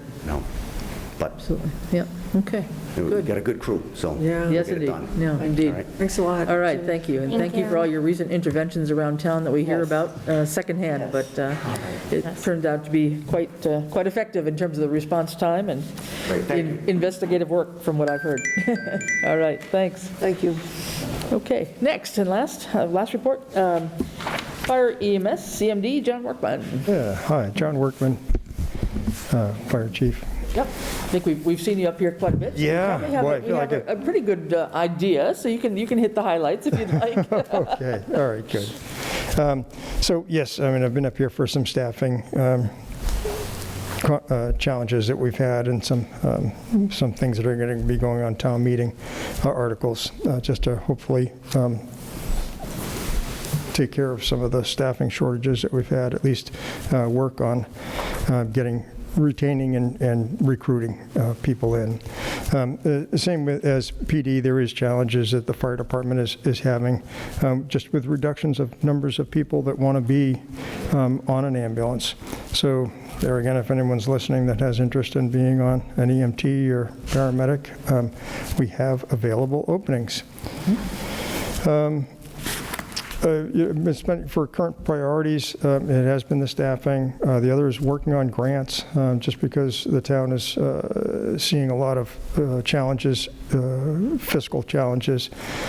Just been working with Chris's help to identify grants, apply for them.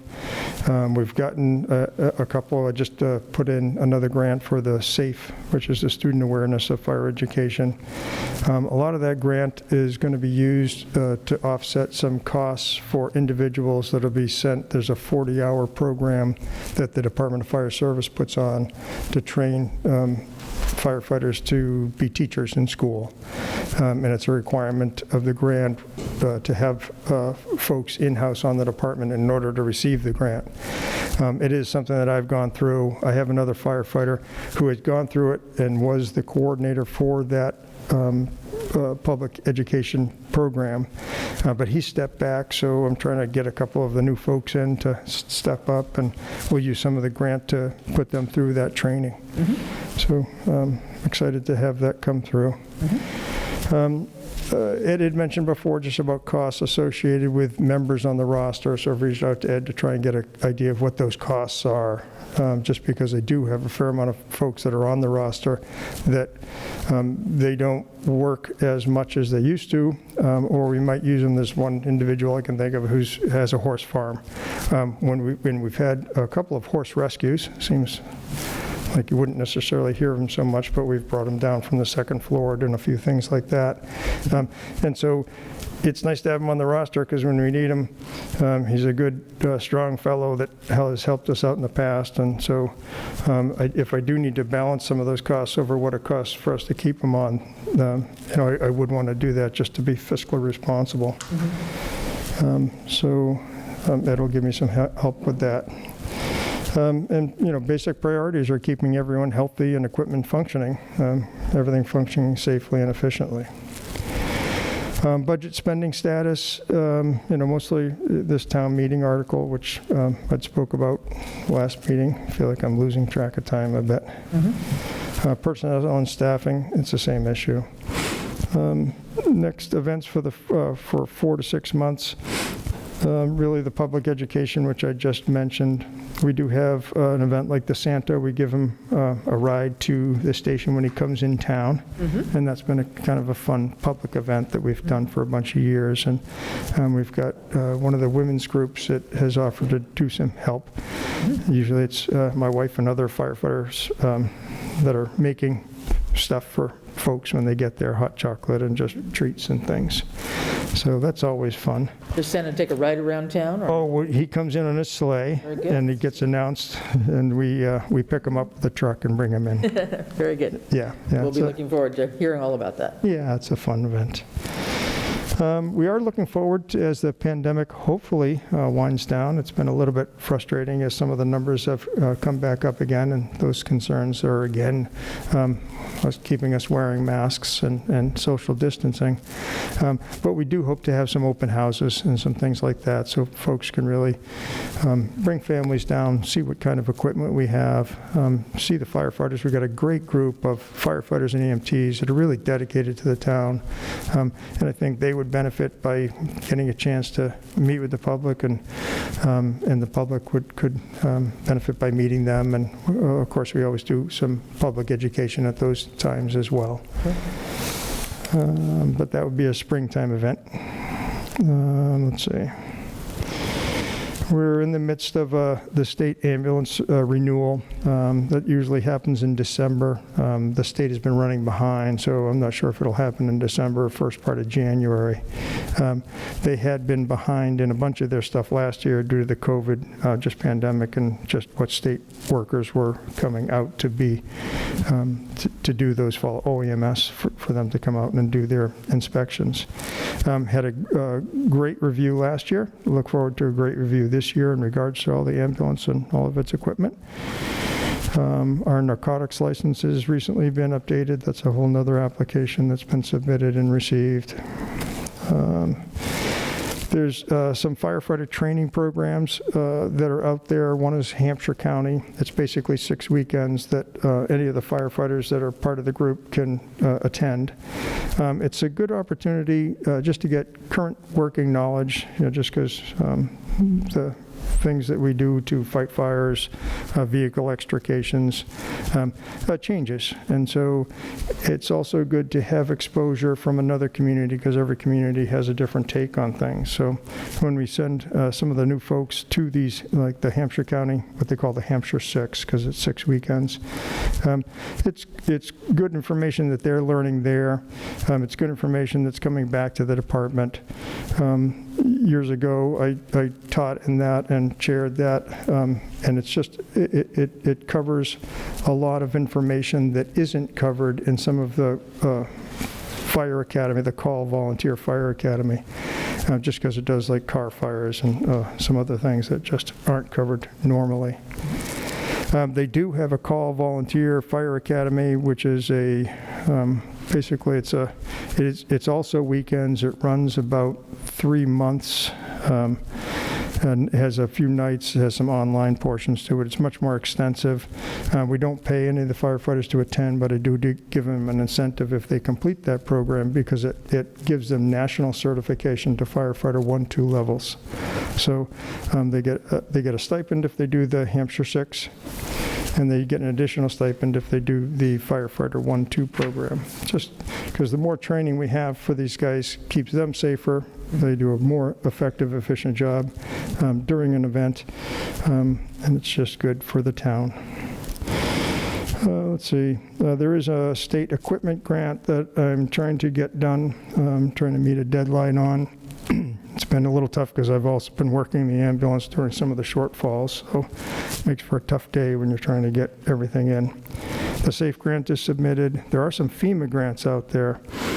Just need to make sure that all the SAMs and all the nuns and all this stuff is up to date. And if I have enough time, and that really is a time management thing, just because there's so many other things that are vying for attention. The FEMA grants are good because there is the potential.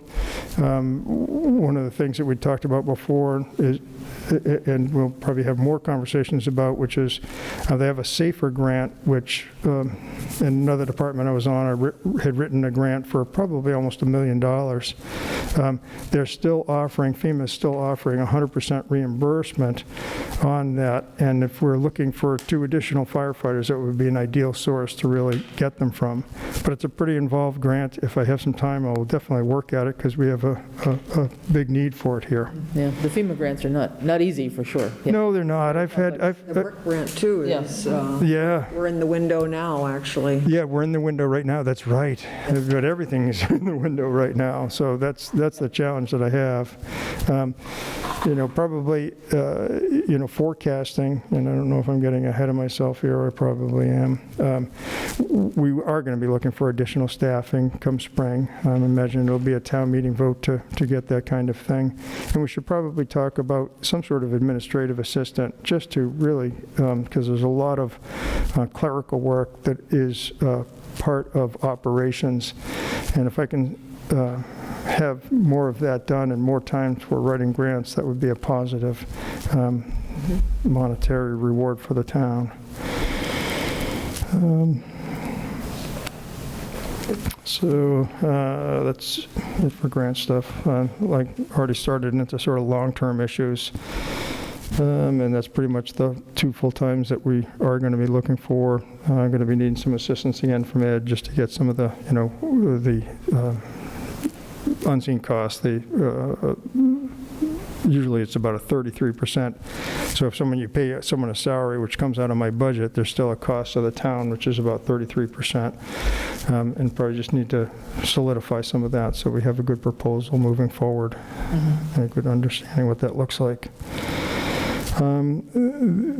Those kind of positions, they can certainly cover some of the EMS coverage EMS shortages that we have. We can have some standard hours for them, because right now everyone's per diem. I know that not everyone understands that I'm the only full-time person over at the department, and it really is per diem workers that come in from, and it's their second job to cover. We have a great team, so I can't say enough about them. But just to say it to publicly again so everyone understands that we are working, I don't want to say skeletal shift, but it's skeletal staffing, just to make it most cost effective. But I think our call numbers, we're at the same level of call numbers as we had for the entire year. Right now, already went over it. So our numbers are up and continue to go up every year. So that's good, but certainly produces its own challenges. Right. Okay. Let's see. The tools are more just personnel stuff. The good news, we're still here and working hard. The pandemic is a little bit less, but still with us. We've done like DEP well monitoring, which we do for the Board of Health. It saves, they were paying $15,000 in engineering costs. It's pretty much just because you're paying an engineer to run a meter. Well, the folks in the fire department are pretty versed in meters, and so we took over that job for Board of Health at no charge. Actually, I think we traded it with DPW for trash bags because we didn't have to pay for trash bags. But we do that every year, and we've just completed that. I usually do it twice a year. Been a little less with the COVID, but we just completed the well monitoring. We're closing out the Commonwealth Security Trust Fund grant. That's for the skid unit, which is in. It's probably won't be using it in the winter, but it'll be available to us in the spring. And maybe we'll find a resource for the utility vehicle, UTV, but it can certainly be functional in the pickup truck that we have now, the utility pickup truck. We just had the Cub Scouts in, did a fun presentation with them, did first aid and fire safety. Great group, a lot of good kids. A lot of our firefighters had been part of that, just donating their time. I think everybody enjoyed it. It's good for both sides. And that's it for fire. Okay. I mean, it's kind of quick overview. Does anybody have any questions? Pretty comprehensive. Yep. Yeah. A few words about EMD, maybe? Yes, so a few words about EMD. Basically, EMD, just, it's just working, most of that job, which is emergency management, is just good communication with all departments, and we've got great departments here. It's a pleasure to work with police department, DPW, and all the town departments. I put out an email just to see who was looking for what, because we do get a minimal grant, about $2,500 for a grant. And kind of weighing all the different things that came in, I did look at, we had written the grant is submitted, we're waiting for the contract to be signed and returned back to us before we can move forward with spending any money on it. But we're probably looking at some traffic, like barrier devices, cones, and some things that go between the cones to sort of, one of the challenges that we've had during some of the storms and road closures is just PD gets their resources, their personnel resources get utilized. They've got people out at all different roads. Fire department, DPW have all pitched in to try and keep road closures and people away from electric lines. But having more of these sort of barrier devices available for PD, FD, DPW will make it safer for people in town, give us more resources when we have those kind of large-scale events. And they can also be used for some, because now there's going to be voting issues and the two precincts and just some of that dividing of people as they come in the door. So I think that was also one of the town clerk's concerns. So I think it'll address that concern as well.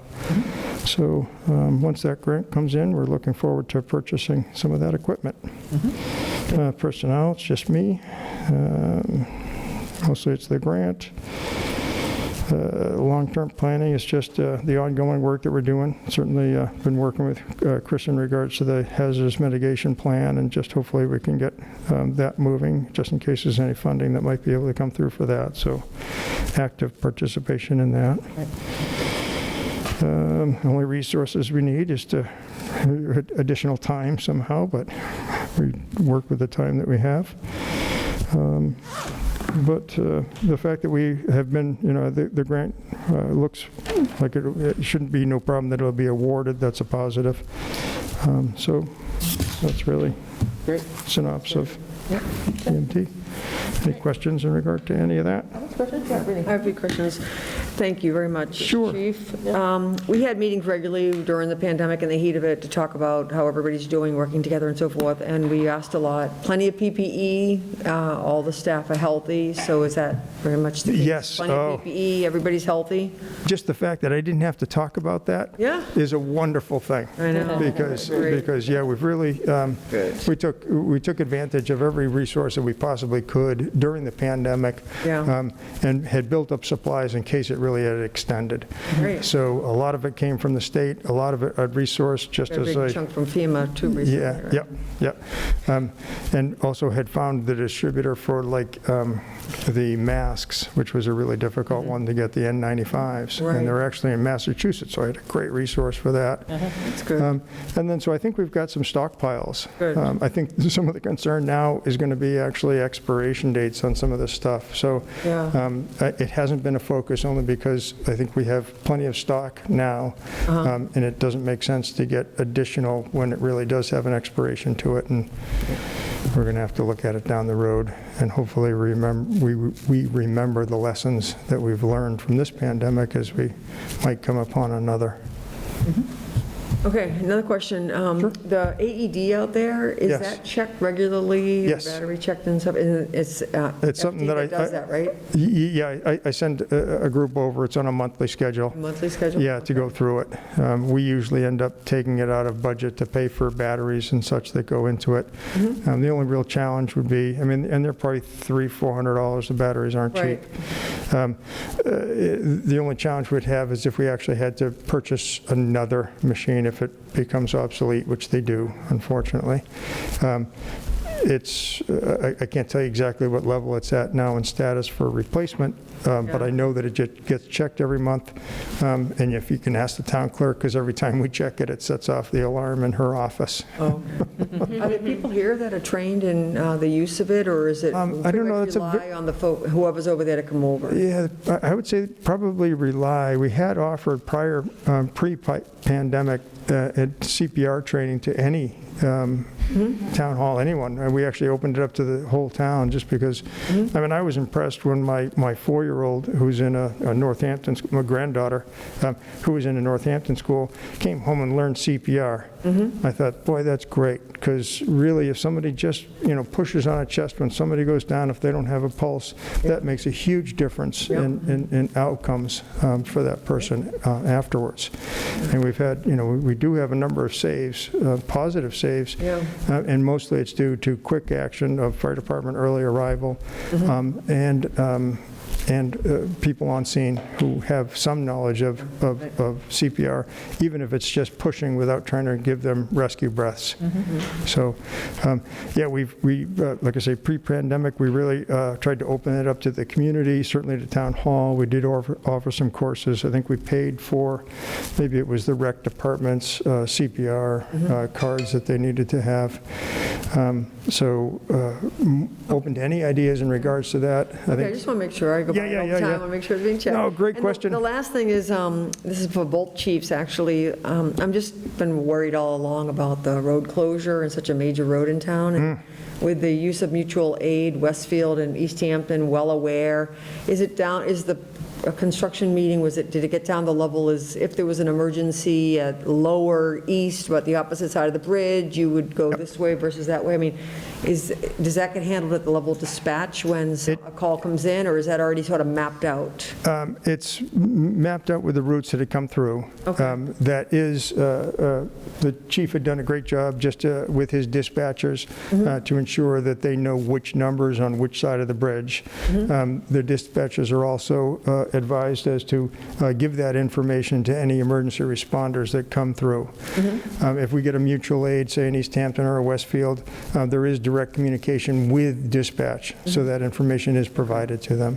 And I can't speak for the chief, but I'm sure he, as I have done, have also made a point to really make sure that all of the members are aware that that road is closed, and we have a schedule for day and night schedules where it's written on there that that's closed, just as a reminder, until people get it second nature in their head that they can't go that way. Okay, thanks.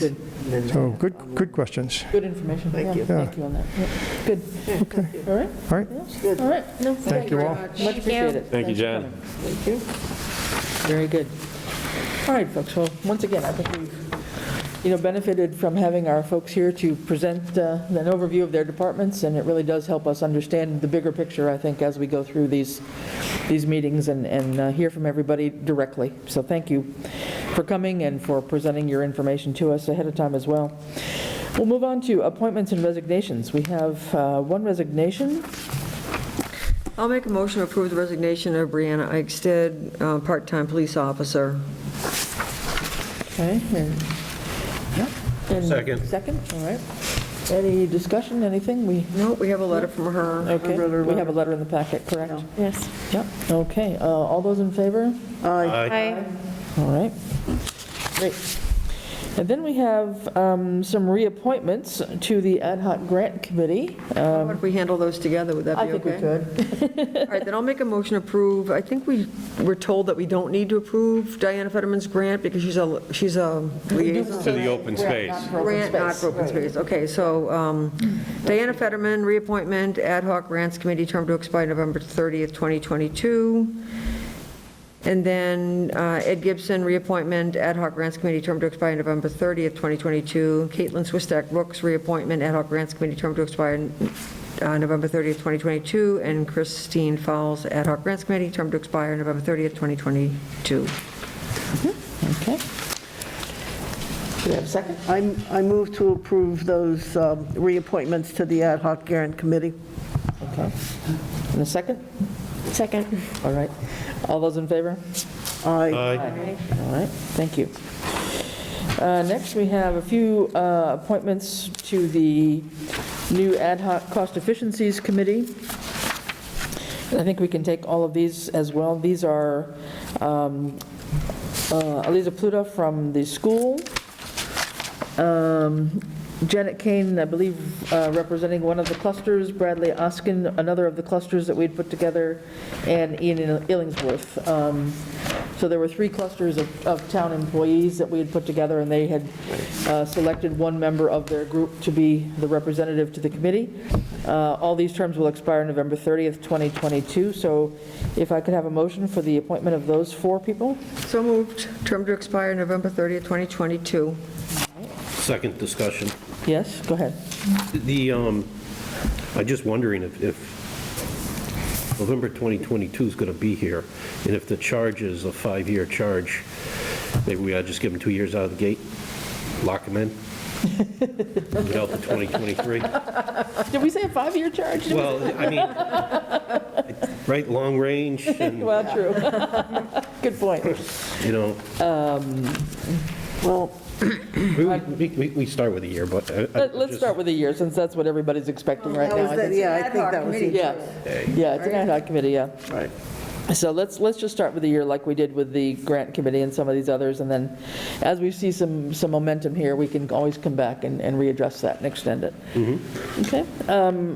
So, and just to say that we had expected, we are still hoping for 3 members of the public. Also, we had asked for somebody from the planning board and from finance, and I don't think we've had anybody yet. I know everybody feels like their committees are already charged and don't have time to meet, and so, we'll do our best with whoever wants to volunteer. And we were hoping to have a couple of other folks from town, just people that are not on any of our committees or in our departments now with financial or HR background, and we thought we had a couple of interested people, but we haven't seen the paperwork yet. So if you're out there, please don't give up. Please write into us quickly. We would like to get one meeting started in December just to get the committee launched before the end of the year. Okay, John?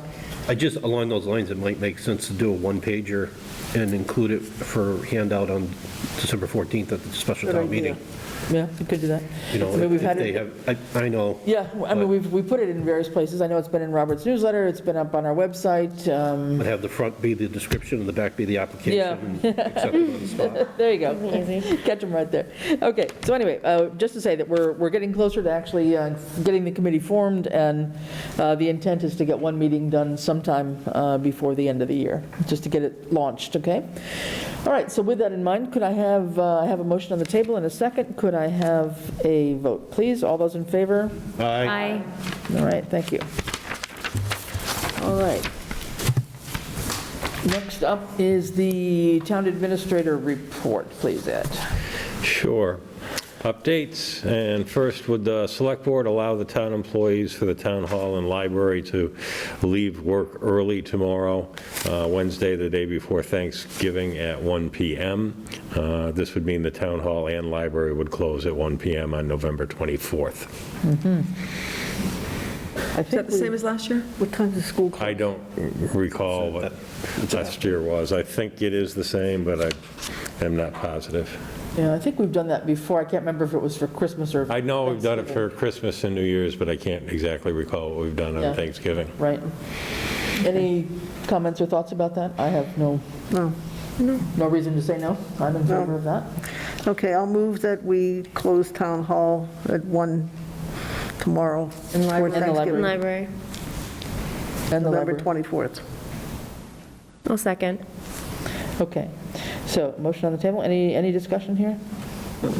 Okay, all right. All those in favor of closing both town hall and the library tomorrow at 1 o'clock for the Thanksgiving holiday, please say aye. Aye. Aye. All right, thank you. And All right. Stan, thank you very much. I know the employees will appreciate that. And Stan Tech has reviewed Gallagher Enterprises' bid submittal for the new sidewalk on College Highway between Pomeroy Meadow Road and High Street, and has found everything to be in place and acceptable. Stan Tech is trying to schedule an on-site pre-construction meeting for us, Gallagher, and Mass DOT at the beginning of next week. Vicki Morrow has started working with Bradley Oxon, town accountant, to complete the forms necessary for our town fiscal year 2022 tax recap submittals to the Department of Revenue. And excuse me, state annual elevator inspection for the town hall was conducted last Thursday, November 18th. Everything was good with this inspection, and we have been issued our new elevator inspection certificate, which is good until August of 2022. The annual audit of payroll for our workers' compensation has been completed. And then just a reminder to everyone that the assessor's office is open on Mondays from 9 a.m. to 2:30 p.m., Tuesdays from 9 a.m. to noon, and also on Wednesdays from 9 a.m. to 2:30 p.m., while they are looking to fill the full-time principal assessor vacancy. The temporary part-time principal assessor, David Zagorski, has started working in the office. Upcoming select board meetings, December 7th and 21st, and special town meeting December 14th at 7 p.m. at Norris Elementary School. anyone have questions? Yes, go ahead, John.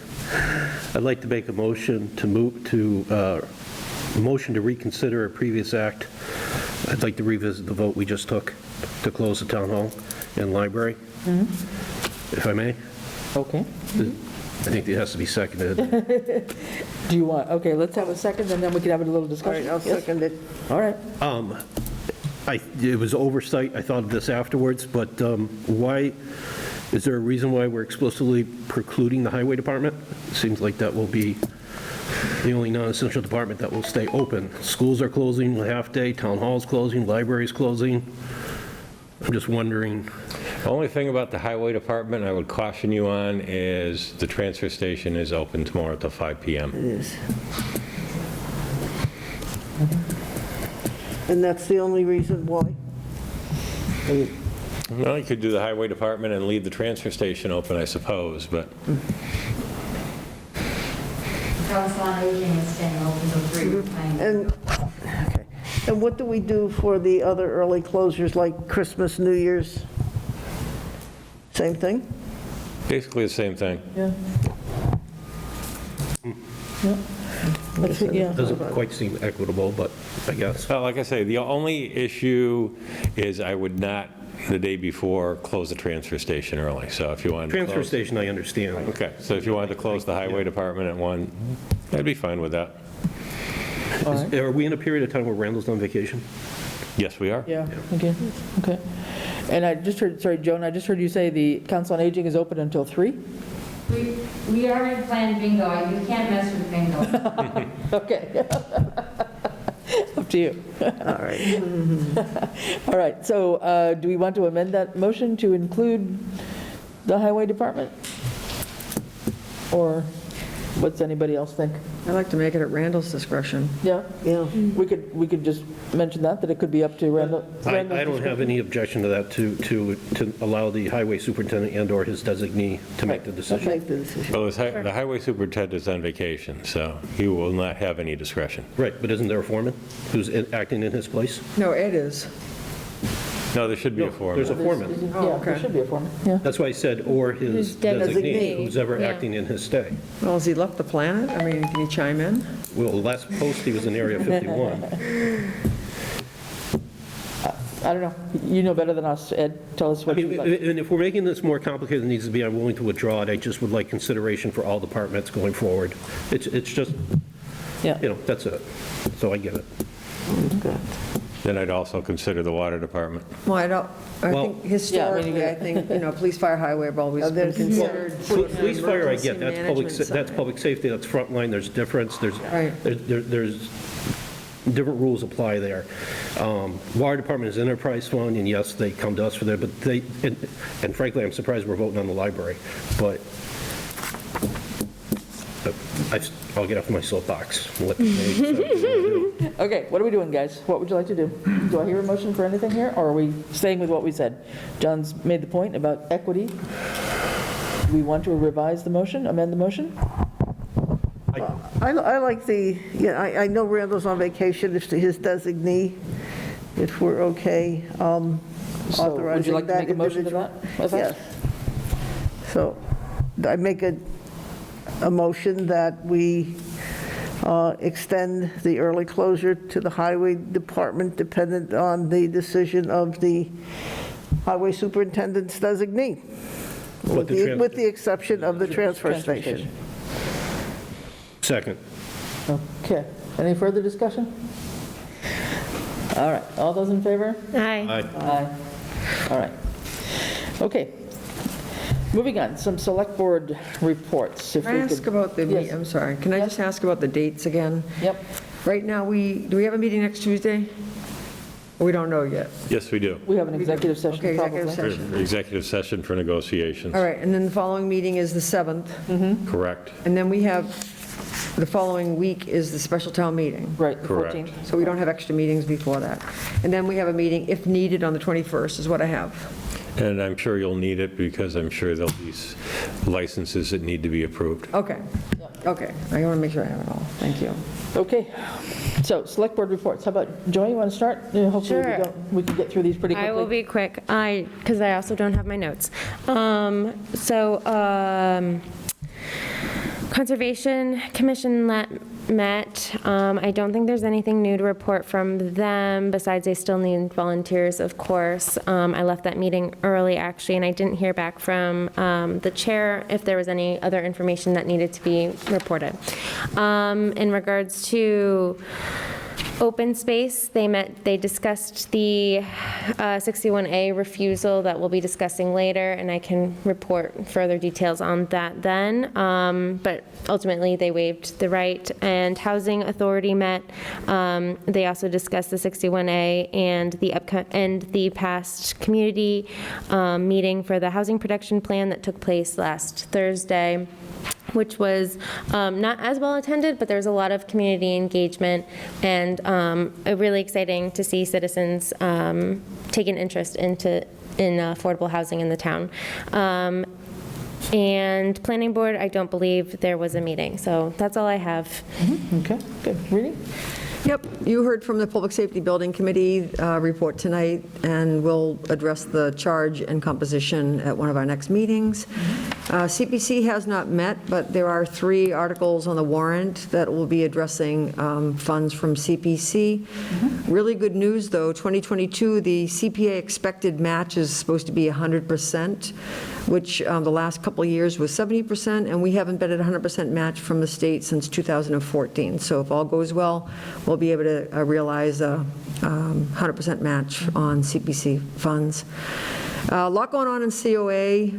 The Memory Cafe had its first program October 21st, 19 people in attendance, including volunteers, and the Golden Moments Adult Day Spa program.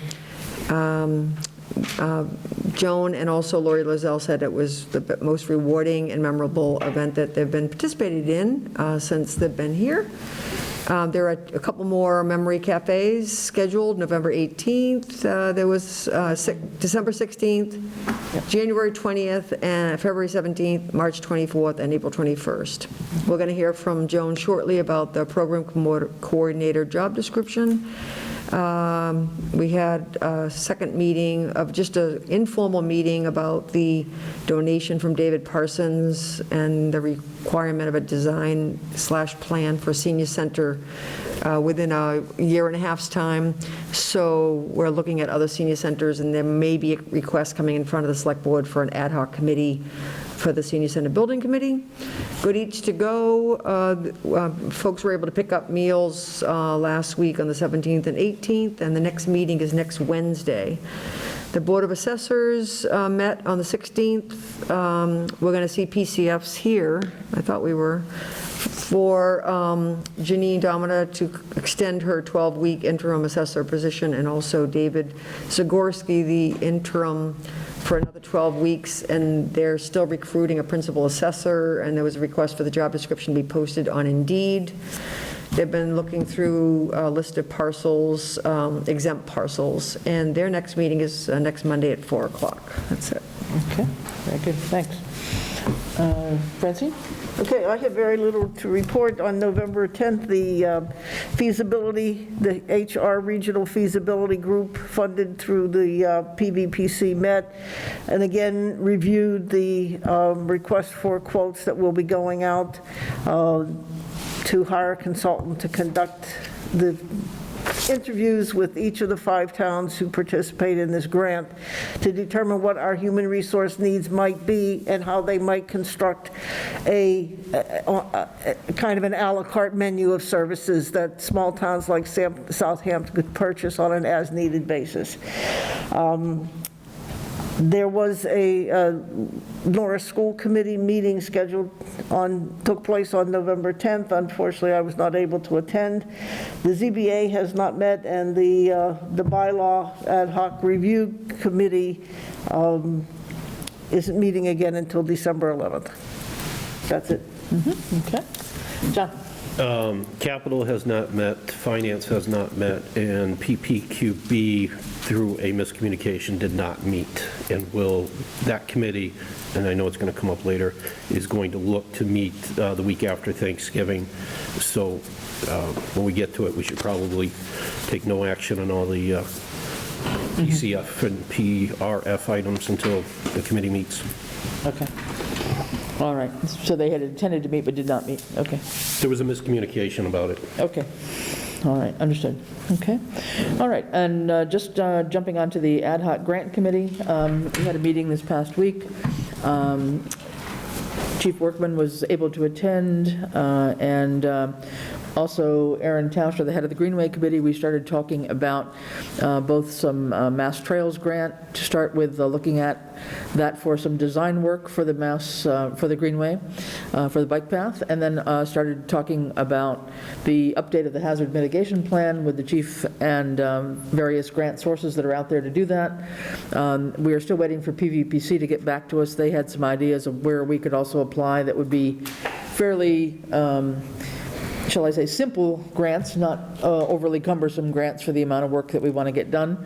So we're hoping to have another meeting probably December 2nd to have an update on that and get going on a couple of these applications. There's a couple of webinars coming up on various grant opportunities in Massachusetts in early December, and a couple of us will be attending that just to hear what's going on. It's kind of a broad spectrum, not just conservation or anything like that. It's multiple types of grants that are open, so we're going to be working on that and trying to nail down especially the hazard mitigation plan first and foremost, that update, and then anything to do with the municipal vulnerability plan, so the MVP plan that everyone who participated in had some ideas on, and it's posted actually up on our website. If you haven't had a chance to look at the MVP plan, it's under the documents section. And that is something that we would be working from as well to see what would be a next actual physical project that would come out of the MVP plan.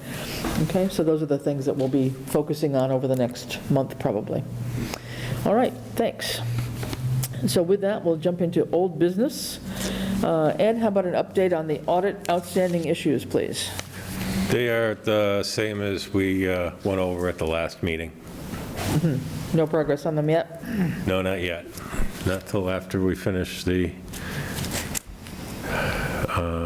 warrant for the ATM.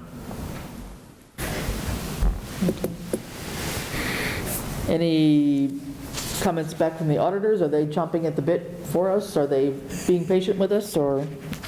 The auditors are the scope of the work for the fiscal year 21 close. No, but I mean, to finish the audit question, and are the auditors themselves, or? They've been fairly quiet, so. Okay, all right, well. And once we get through tonight and that's approved, should be able to get back onto the questions that they have and respond to them next week again. Yeah, and I think you said that Bradley could help you with a couple of these things in research and so forth, is that right? Yes. Okay, well, if there's anything that any of us can do, please just let us know. Will do.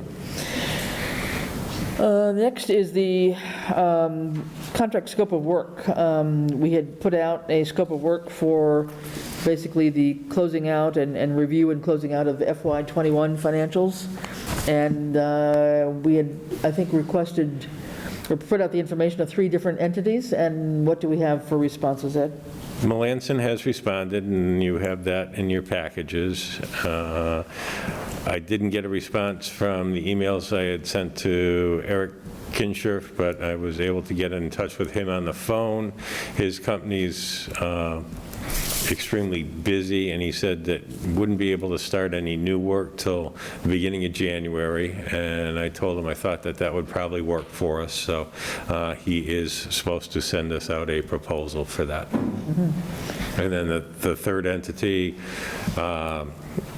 she had actually, right after I had reached out to them, she had asked me to for some dates and times to set up a time we could talk, because she had some questions. I sent her some dates and times, did not hear back. I responded via email again, did not hear back, and I've left her a voicemail and haven't heard anything back as of yet. Okay. So at this point in time, we have one and possibly a second interested party to do this closeout. Now, if we had to wait until we get this bidding, or we get the second proposal, obviously, but if somebody couldn't start until January, what are the downsides of that? Do we have penalties? Do we have problems by waiting to do the closeout? Shouldn't.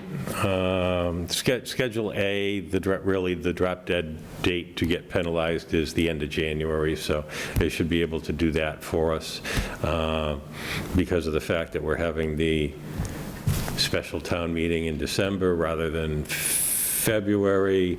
There's no rush at this point in time to get free cash certified, so in my opinion, I think we should be good. So the only urgent thing, if I'm understanding though, is the tax recap, which is already in process. Which Vicki Morrow is working on along with Bradley. And that's expected to be completed by the end of November, is that right? Yes. Yeah. But what about the article for the warrant? The article for the warrant. Is there an article for the warrant that funds the, I would probably suggest plugging the minimum dollar amount in it that Melanson had given us. the minimum? The minimum, yes. $35,000. 35, right? 35, correct. Right. Why the minimum? They really won't know till they get in here. You know, so my opinion on that is that look to get the minimum approved, and we'll work, you know, towards that. And, you know, if something falls off that it can't be done, maybe between Bradley working with Vicky and working with a vendor to do that hopefully our accounting office can pick up anything that falls off. Okay. Okay. So at this point in time, we would not be ready to make any kind of decision about the closing out of FY21. Your recommendation is that we wait for the second interested party to submit a bid? Yes. Okay, or submit a proposal, rather. Correct. Okay, all right, so hopefully we'll see that within the next couple weeks. Maybe we'll have it for the next For our meeting. next regular meeting, yeah, which would be the 7th. Okay. Any comments, thoughts here, John? No, I mean, and I know we told Ed this was, you know, to be updated in December, but even if we wanted to make an award, we really can't, right? Because we don't have a funding source until after the town meeting. Right.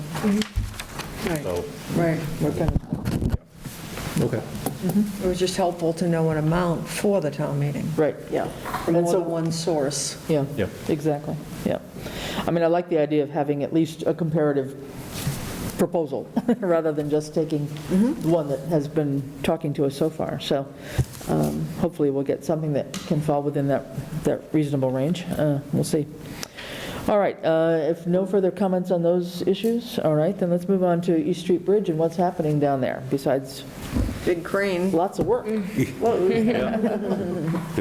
They're busy, you know, finishing the gas work, getting ready to take the water main off the bridge. They have moved in the barriers. The bridge was closed earlier this week. The electronic signs on College Highway will stay up until sometime next week, and then those will be removed. So work's starting to happen. The demolition will probably not start for about actual demolition probably for not another 10 days or so, but. Okay, great. All right, any other comments? No? All right. All right, we are finally at new business, and the first one up is Council on Aging. Joan, please, join us. Thank you for being patient and being here all this time. Good evening. Joan Linehan, Council on Aging Director. I know this consideration is a little odd for the mid-fiscal year, but we have an opening, a vacancy in the Council on Aging as of the end of September, and we have met with our liaisons and our town administrator and our board chair, and we will feel it's an opportunity to expand the position and make, instead of an administrative assistant, we would have a Council on Aging program coordinator.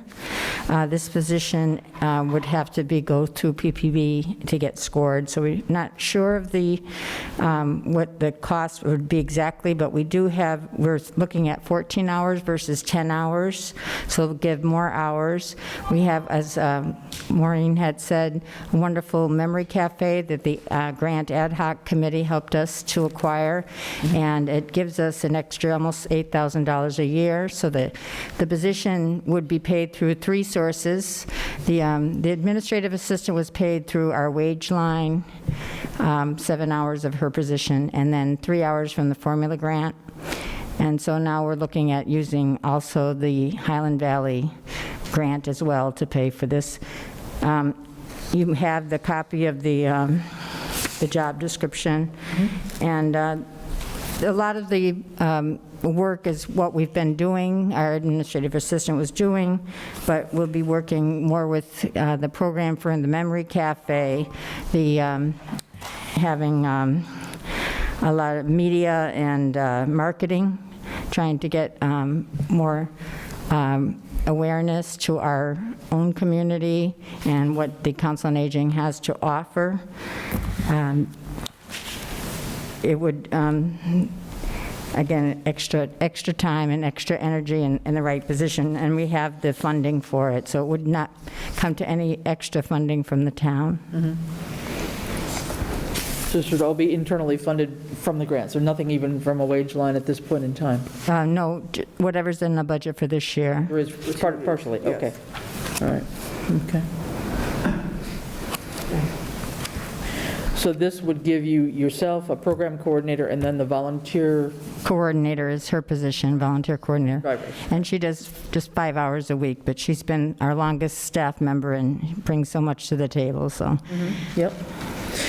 Could you talk a little bit about the qualifications that you're looking for somebody, just? So we had said education experience would be an associate's degree, either in gerontology, human services, social work, or a related field, or 1 to 3 years relevant experience working with the senior population, plus related work experience in an office environment. We do a lot with the Frida bus. Our transportation is one of our major programs, so any skills that people bring to the table, computer skills and working with the public would be greatly appreciated.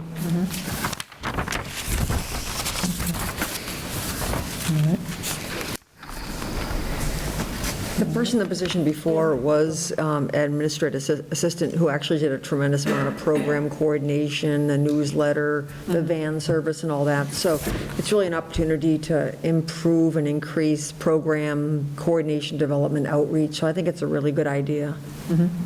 I think it's really needed. I mean, it sounds like partially you're actually taking some of what the other person had done and trying to sort of expand on it. It absolutely has to be, because that's what the daily work is to get the transportation out, the newsletter, and work with the publics. And various other programming that you want to do. I mean, I know you've got various guest speakers and classes and things that happen, and maybe you've got a chance to broaden that horizon? Well, we hope to. I know during the pandemic, everything had kind of shut down, and our friends group used to meet monthly for their luncheons, and when that starts up again, we'll be able to get more speakers and maybe, more. We did have a couple evening programs with, to help with education and awareness. Right. With the changing in the census and so forth, do we have a sense of how much our senior population is growing in town? So we're about a third of the population. I think our population's over 6,000, and 2,000 or more are the seniors, which has grown, several hundred from the 10-year census. And this is people over 65 and over, is that right? Is that well, I don't have the specifics. I think they do 60 and over, but 60 and over. Okay. 2,000. Huh? It was about 1 out of 5. Yeah. Okay. Other questions, thoughts? Yeah. Anybody? So, I mean, my understanding is that you want to just, because the Council on Aging reports to the town administrator and to the board, essentially, you're kind of looking for our general okay with this notion of moving forward, but it's still got to go to PQB. Absolutely. We're not taking any real action on this. It has to go to PQB to be scored as a brand-new position. Is that right? That's correct. Okay. All right. So any comments, thoughts about that? No, I think it's a great idea. I mean, I don't know in total how many of the seniors in town take advantage of the services of the senior center, but it's certainly not at the 2,000 level. And I really think, as we heard a little bit from the police chief, there are people who are out there that we don't know unless they come here, and we need to find a way to be in touch with some of those folks and finding out what their situation is.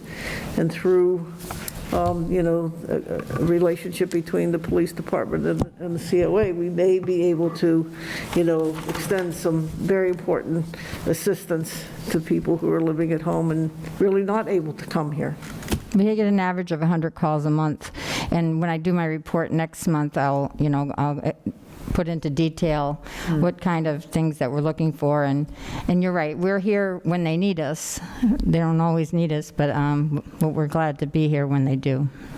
Yeah. I'm assuming, and maybe I'm wrong, is it the administrative person who left, or is it your volunteer coordinator that kind of does the outreach activities now, or? No, the administrative coordinator, the administrative assistant who left, she was on Tuesdays and Wednesdays, and she did most of the scheduling for the van, and the volunteer coordinator does more with RSVP and does, extra work, but she's only here Monday and Thursday morning, so just adding the 4 extra hours is going to be beneficial to the department.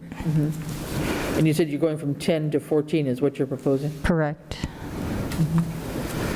Yeah, it seems, I know I've been working with a senior or two in town, and just to have that regular contact when they have no other family around and just making a phone call or checking in on them, it really completely changes their day. So I certainly would be in favor of increasing whatever we can do for that kind of level of contact at a minimum, to do more outreach in that regard. I do agree with you that there's probably people out there that we have no clue.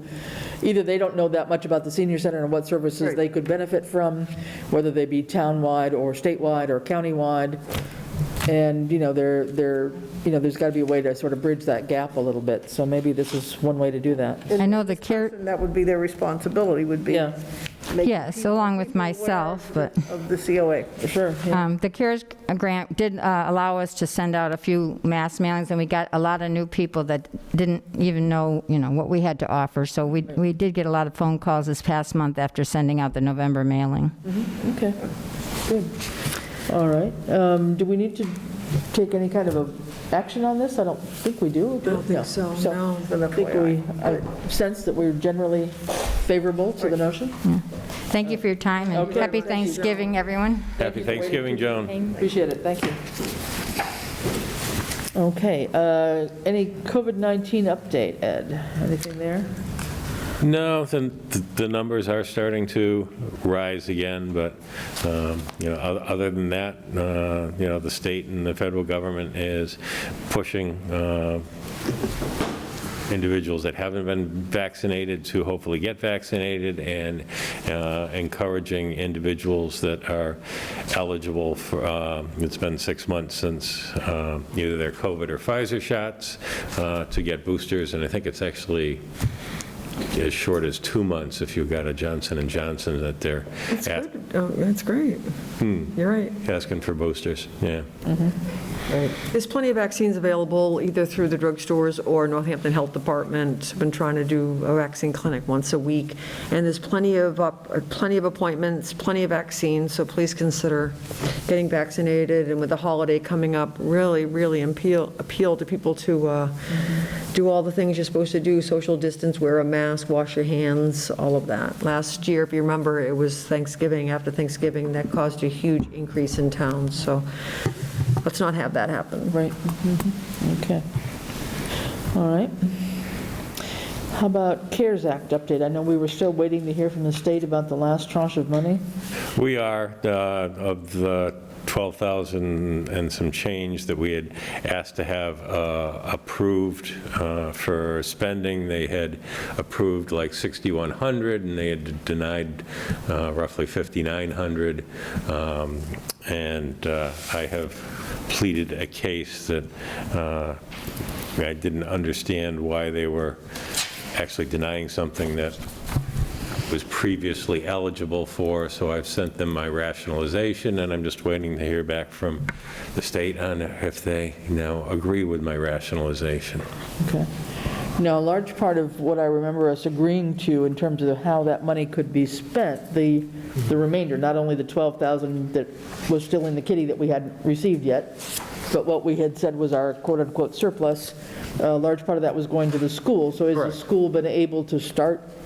Do they know that they can start using some of that? We're not. Let Bobby Jones know that at least for the fiscal year 21, that monies that they were looking for to get to a net zero balance, that go ahead and proceed with that. And in the fiscal year 22, we just had basically $6,000 roughly that we were not sure of, so, go ahead and move that. And I told her I'd let her know as soon as I did. I also let her know that the other $6,000 that John had emailed her about was a separate $6,000, and that was probably going to become available for the school's use also. That was the money that the Housing Authority decided they could not use? Decided that they were not going to be able to utilize before the end of December. Before the end of the year, right. Okay. So in other words, we're not holding up, by this delayed thing from the state, we're not holding up the school from taking action on what they said they needed to do. Okay, I just wanted to be sure of that. Okay, any other comments on that? Okay, let's move to the Revenue and Expenditures 22, an update. Yeah, and you've got a new revenue and a new expenditure report in your packets, which is up through, I believe it's last Thursday. Yeah. Now, the revenue report from early November had gone up to the end of June. This one goes to the end of August, so we're catching up. A couple more months to go on the revenue report. Yeah, there's still some small packets of some, I think, July and August, like interest and things that haven't been posted, but the majority of the revenues have for July and August. Ed, what's the story on the dog control line? Dog control line? Yeah, it's page 8 on the expense report.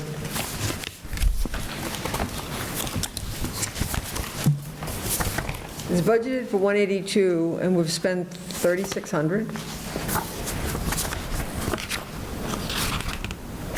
Is that a mistake? That can't be right. That's a revolving account, and as the revolving accounts go, it has not had the beginning balance, which would have been the ending balance of 21 brought forward yet. Oh, okay. That's where the dog licenses go to, or the?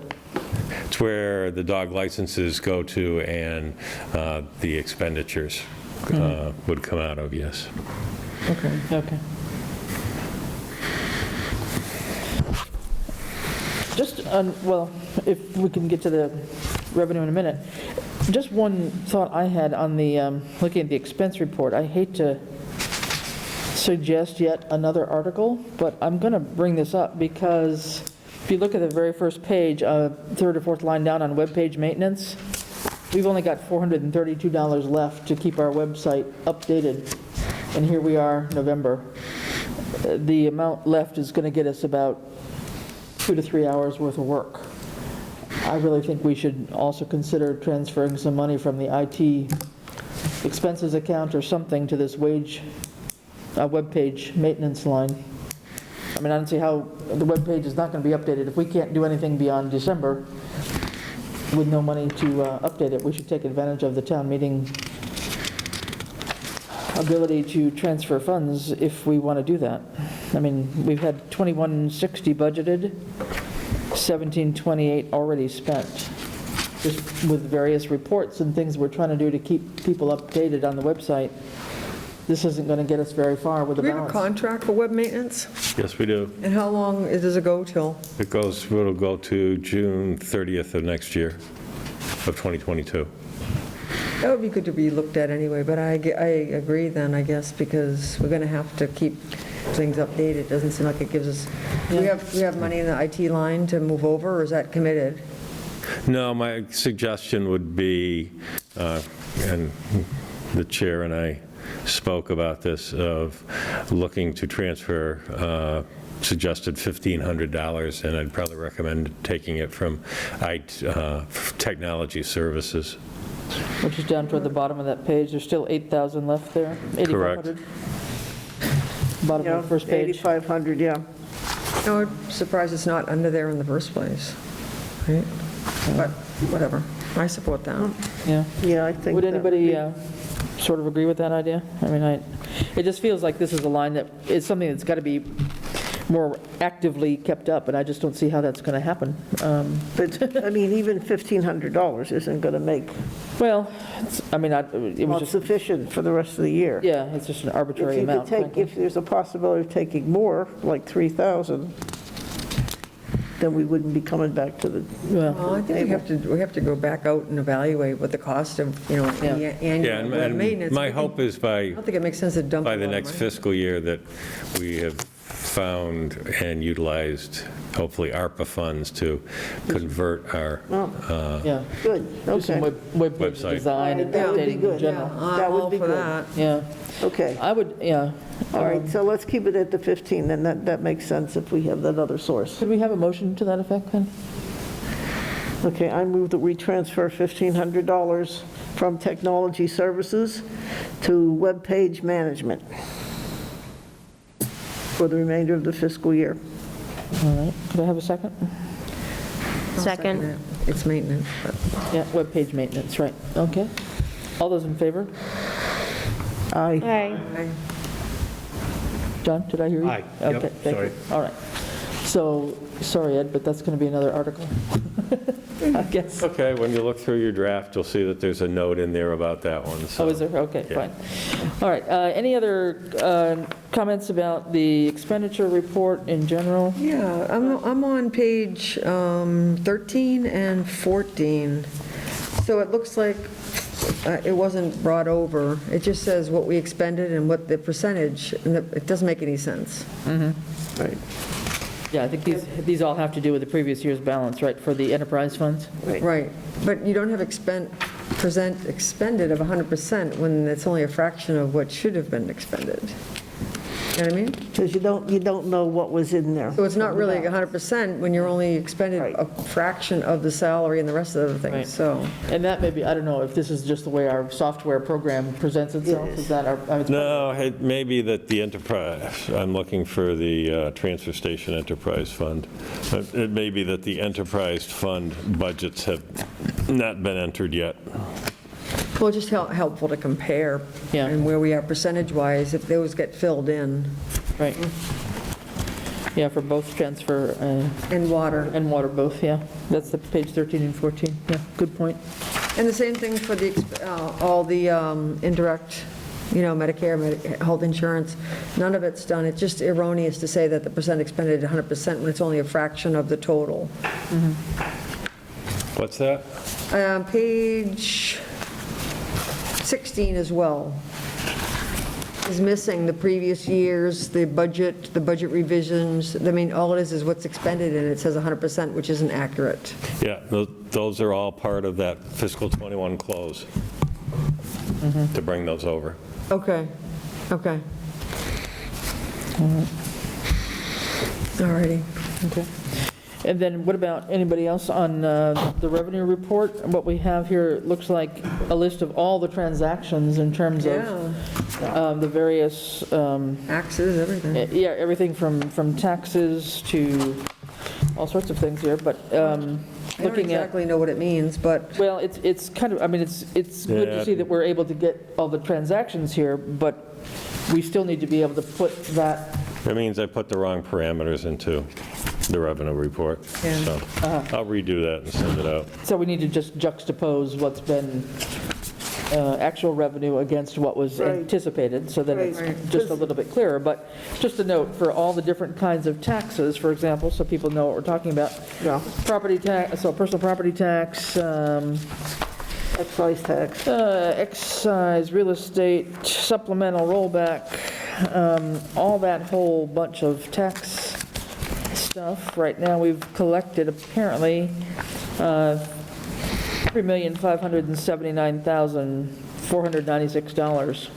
$3,579,496.67. So looks like our taxes are coming in. We've done various other revenues that are in here, from building permits to plumbing inspections and things like that. Some of the grant money is in here. So yeah, I think if we can see that more clearly in terms of not only these revenue deposits, if you will, but how Yeah, that, this is the detail report. yeah, how that compares Rather to than the summary report. So Yeah. that's my fault. how that compares to the original. Is there ever a hope where we will see revenue and expense on the same piece of paper and the balance? No. Not with our current software, at least. At least you can get revenue reports that are meaningful at some point. Yeah, no, we have to. But I think one of the things that we've been talking about, and maybe this will come out in our new CE Cost Efficiency Committee, we've been talking about looking at, and I think Jen mentioned it, I know it's been on Ed's mind, about looking for different software that's more appropriate, that is less, what's the word? Less hands-on in terms of having to touch the same piece of paper or the same transaction 5 different times. So I think there are ways out there to work on that. Whether that still will generate a report that you're talking about, Francine, I'm not sure, but at least we have in mind that we want to get towards some better software that meets our needs to better understand our own finances. Trying to find the same category match it up from this expense report to the revenue report. Yeah, no, and I think if this were Those categories would not line up, I'm sorry. I understand that. Yeah, if it were a summary report, it would be a little bit easier to read, so that's fine. But it is interesting to see the level of transactions here that we do note, so, okay. Any other comments on that? If not, we'll keep on moving. I don't think we need to say anything more about the Cost Efficiency Committee. We've talked about it. We've already appointed people. Just to say that we're hoping to have a couple more names come toward us, and if the Finance Committee in particular or Planning has somebody that they would like to recommend. If not, I think we're not going to hold up the committee until we get everybody. We have to make a decision and move forward at some point in time. So I think that's a good idea. I think, we will start with who we can, and if we don't have a full committee like we'd hoped to for the 12 people, we'll do the best we can and get started, and maybe that will create some level of motivation for other people to join us. Agreed. All right, moving forward. The next thing is the right of first refusal, map 29, lot 65, MGL 61A. I believe we have that information in our packet. Ed, you want to speak to that? To date, we've heard back from the Planning Board, the Board of Assessors, Conservation, and Open Space met on it last week, and those 4 committees that I'm aware of. Housing. I have not received anything from Housing, so I cannot speak to Housing, but the 4 committees that I just mentioned voted to waive the right of first refusal. So assessors, open space, planning. Conservation and planning. And Concom, okay. And all of them, except for, I think, assessors, deferred to Housing Authority in their motions. And Housing Authority vote? They did last Thursday before their community meeting to waive. Okay. To waive it? To waive it, yes. So we just haven't received Yeah, that? but I guess you haven't received that in writing, so I will. I'll reach out to them to let them know. I did not know that. So just to know, so for people who may be listening to this, this is for land that is coming out of Chapter 61A. It's on High Street, 20.36 East Street. East Street. Sorry, East Street, sorry. East Street. It's on 20.36 acres. And the town, when it comes out of chapter, the town has the time to do a right of first refusal, and sounds like so far that is not going to be exercised. Do we wait till you officially hear, or do we just move on? If Joy was in attendance. I mean, yeah. The main groups that have had to be notified by the state letter are the assessors and Concom and planning. Right. And they, I think it's been a courtesy that we've included housing and open space, but from what we've heard, they've also passed on the idea of trying to hang on to this property for various uses. And therefore... With that information, I'd probably recommend the Select Board vote on the right of first refusal, so we can notify the attorney and the potential purchaser. So Joy, since you're the representative on several committees, would you like to make a motion, please? Sure, I will make a motion for the Select Board to waive the right of first refusal on the property located at map 29, lot 65. Okay, and I have a second? I'll second. Okay. Any further discussion? All right, all those in favor? Aye. Aye. Okay. I will send the letter to the attorney. Thank All you. right, thank you.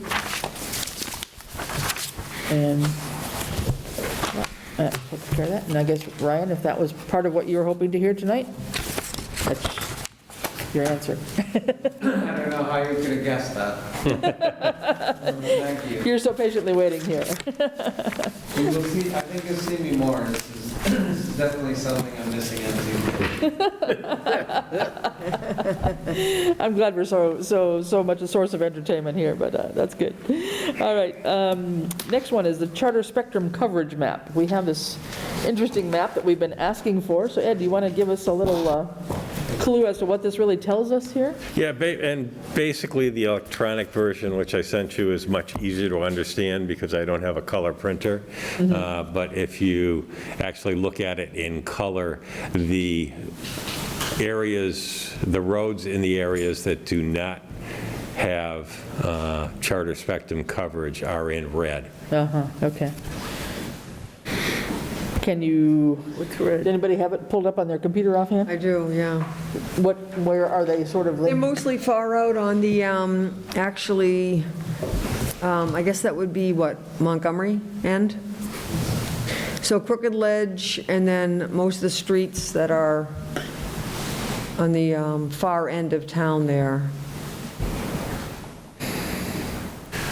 And then there's little breaks here and there. That's what my question is. It didn't seem like there were houses, like where those. Oh, really? Well, I'm just saying where those breaks are. I didn't take this map and superimpose it over a town map. It's just, Oh, interesting. all of a sudden, you're up on a bend on Crooked Ledge Road, and my memory is Oh, there's there no are houses houses right up there. there. There's Yeah, a there's- section, I think, over in Glendale on a curve, Chief, do you know that? without seeing the map. Want to look at this? Yeah, I'm trying to see. take a look on the Internet service. internet coverage in town So through, this is the red is where there's no internet coverage. Are there houses up there? make that bigger, maybe?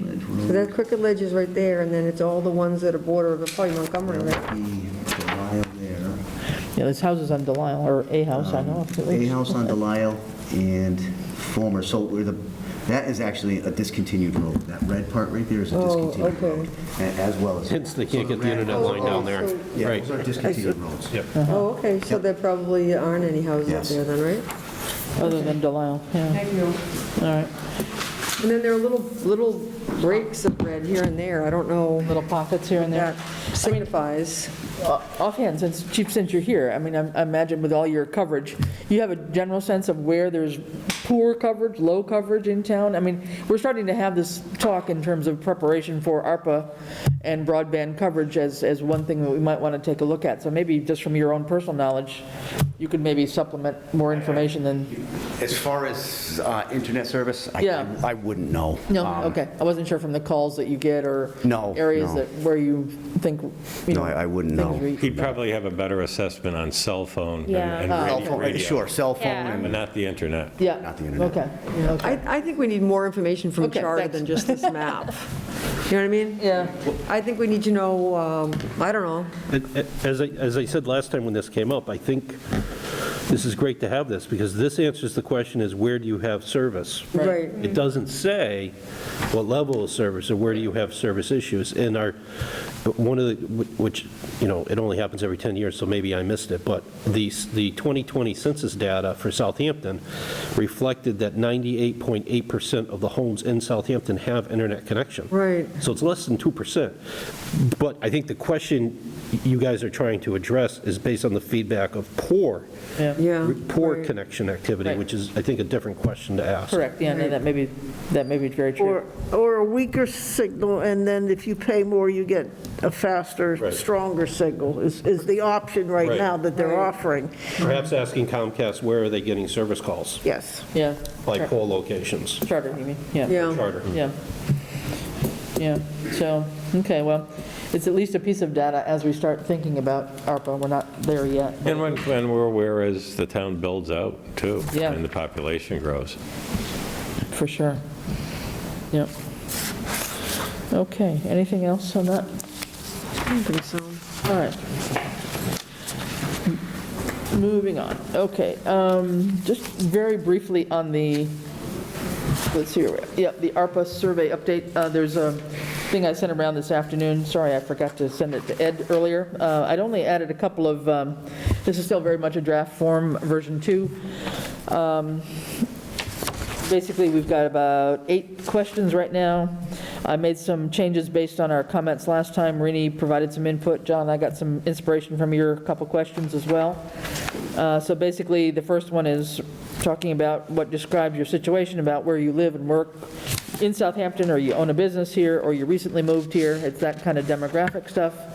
Age range, and then what areas should we invest our ARPA money? What we did this time was to split it out. I had it all in one big question last time, and I split it out to the things like water and sewer infrastructure, broadband access and affordability, direct assistance to households, support for small business, development or recovery, replace lost government revenue and restore delayed projects and services, and other public safety programs like youth violence prevention and intervention, mental health and substance abuse services.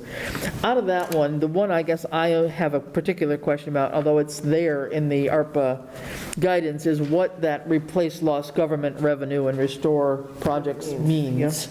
I think that's a not an understandable one in that language until we define that. So replace lost government revenue. I don't know how we would modify that, but that was something that I believe is part of the ARPA. The things that are okay with ARPA, but it's we can't use it to supplement. We can't make more in our reserve fund, for example. I think an example might be if historically, I'll make this up so I don't get all on the carpet, but if historically, if our meals tax is $150,000 a year, right, and last year during COVID, we only saw $75,000 of it. Correct, yeah. Would that it would be an that example kind of lost thing, revenue? I think. But Right. That would make sense. But I'm not sure that the question, the way it's phrased here, is in plain enough English for anybody to understand what the heck it refers to. So that's one that I think just we need some rewording on somehow. And people wouldn't have that information to know to respond. I don't know how we we'd almost have to give them. Right. This You'd is have to how give we. it to 'em. This is how we experience lost revenue. Correct, yes. Yeah, there'd have to be a little bit more explanation there. What we did, though, is take out the ones that are more town-focused, that we're not sure that they qualify under ARPA, and made a separate question with those. And for each of these, we've got about 6 or 7 items and saying select 4 out of your top 4. The next one is, if funds should be available for any of the following items, where else should we invest our ARPA money? Select up to 4. And the things that are listed there are public safety facilities and equipment, senior center development, HVAC improvements in town buildings, direct assistance to children and families for technology education and/or equipment, improve, expand park and recreation areas, community solar energy initiatives, and disaster and severe weather preparedness and mitigation. So those are ones where we're not totally sure that they fit yet with ARPA, although we've seen some interesting articles in other towns of how they're planning on using millions of dollars. I think it was, was it Springfield or West Springfield? West Springfield. West Springfield, something like $6 million for an athletic field. Well, I'm about to put my foot in my mouth since I live in that community, but thank you for actually giving me the opportunity to fill out that survey the other night. The one thing to keep in the back of your minds with ARPA funds, unlike CARES funds, which we had to apply for, and they said, yes, it's eligible, no, it's not, blah, blah, blah. Yep. Basically, with ARPA funds, they've given us the categories. Yep. However, they're totally leaving it to the communities, shall we say, perception of those to spend them in the right way. And the penalty only comes when the true-up comes from the federal government and they say, you spent that there? No, we're not giving you the reimbursement. Anyway, it's kind of an interesting point here. So under those others that we have in there, I don't want to necessarily open Pandora's box, but I wonder if it makes sense to put in other and then put a blank line. Make a blank. If somebody else out there, if they're thinking of something. Allow somebody to write in something, you could. Yeah. It's a matter of how you would phrase the question, Do I see it here? What happened to premium pay? Wasn't that in our first, I mean, because that is one of the, I didn't put it in here originally. I don't think I put it in there. It I was guess- in one version that I saw. Was it? Yeah. Maybe it got Yes, lost it in the was. I mean, I think that would go under the top section. cut I and mean, paste and premium pay, yeah. And again, we'd probably have to explain that a little bit more as well. Because another use of the ARPA funds is you could actually just divide it up and give it back to the taxpayers. You could. I mean, suppose. You just give them back their federal dollars. And then when the government comes back and says they will Yeah. approve that expenditure. No, that one's actually in there. You can It give it, is? you can give it back to the taxpayers, or you can give it to a nonprofit. Well, So anyway, continuing on. Isn't the Council on Aging its own nonprofit? There's only been a couple of changes, so we did talk about, what has been the level of impact COVID has had on your household, and then the other one, if COVID has had a negative impact on your household, what assistance do you need? Bless you. And that's everything from food assistance, rental assistance. We ask people to choose up to 3 things that might be necessary for them to get through their daily lives. And if you're an employer, which of the following statements best describes your current employee situation? Fully staffed, having no difficulties finding and retaining employees. Fully staffed but can't find employees. Understaffed, not applicable, et cetera. So there's that. And then the last one that got added, and John, this is totally based on emails, Yep. you and school principal, et cetera, putting some heads together. I don't know if this makes sense as a question, but we had expressed concern at the last meeting about trying to get down to the family and kids level to really understand what the impact of COVID-19 has been, really at the household level per se, if you will. So this is just a stab at a question, totally draft. For parents/guardians of students at William E. Norris School, recognizing the unique educational challenges COVID presented and the learning gap that followed, what assistance do you think would best benefit your student if funds were available? Select only 2, and the choices here are a full-time math interventionist, a full-time reading interventionist, dedicated summer school sessions, a behavioral technician to assist students with social, emotional, and behavioral needs, all of the above. So just throwing it out there. That's a brand-new one since the last time we met. Well, that focuses specifically on Norris. If I only had kids at Hampshire Regional and I had to okay. spend all this money on Well- technology and, Emailed out late. Yep. Good point. We need to figure out all the schools, not just just think it Norris. should be broader, but now. Sure. Why not? If families, we're trying to get to the level of households, if they're Yeah. spending lots of money extra because of COVID, because Yeah. now you need, a person has to work at home, and now you need someone to be there with your child, teaching them on the computer the whole time. I mean, we just have to figure out. I think it's worded more to that age population. Yeah, 'cause so I guess that's what the question was. Originally, this started out much more at the elementary school. That was the focus. And I don't know if that could stand as its own question, because these were some of the suggestions as to the solutions that would be particular to Norris. The math interventionist, the reading specialist, et cetera. Now, there may very well need to be another high school level, middle school, high school level question with some choices. I just don't know what those are. I would be glad to hear from anybody with a draft question or two. I can send the same question to the chair of that committee. Okay. I don't know about the 2 vocational schools, because those school committees are Yeah. Northampton and Westfield. Well, I think we can have a, But just before Tammy goes on that comment, I don't know how, short of spending the money on a program within the boundaries of Southampton, how we would take Southampton ARPA funds and send it to those neighboring communities. can we do to put into a that. level of community support from the ARPA funds? Well, I Well, think we're and still that- going back to the household. I think that's Yeah. what we're trying to get to. Yeah. Okay. Tammy, yeah. Yeah, Tammy Molinas, 298 College Highway.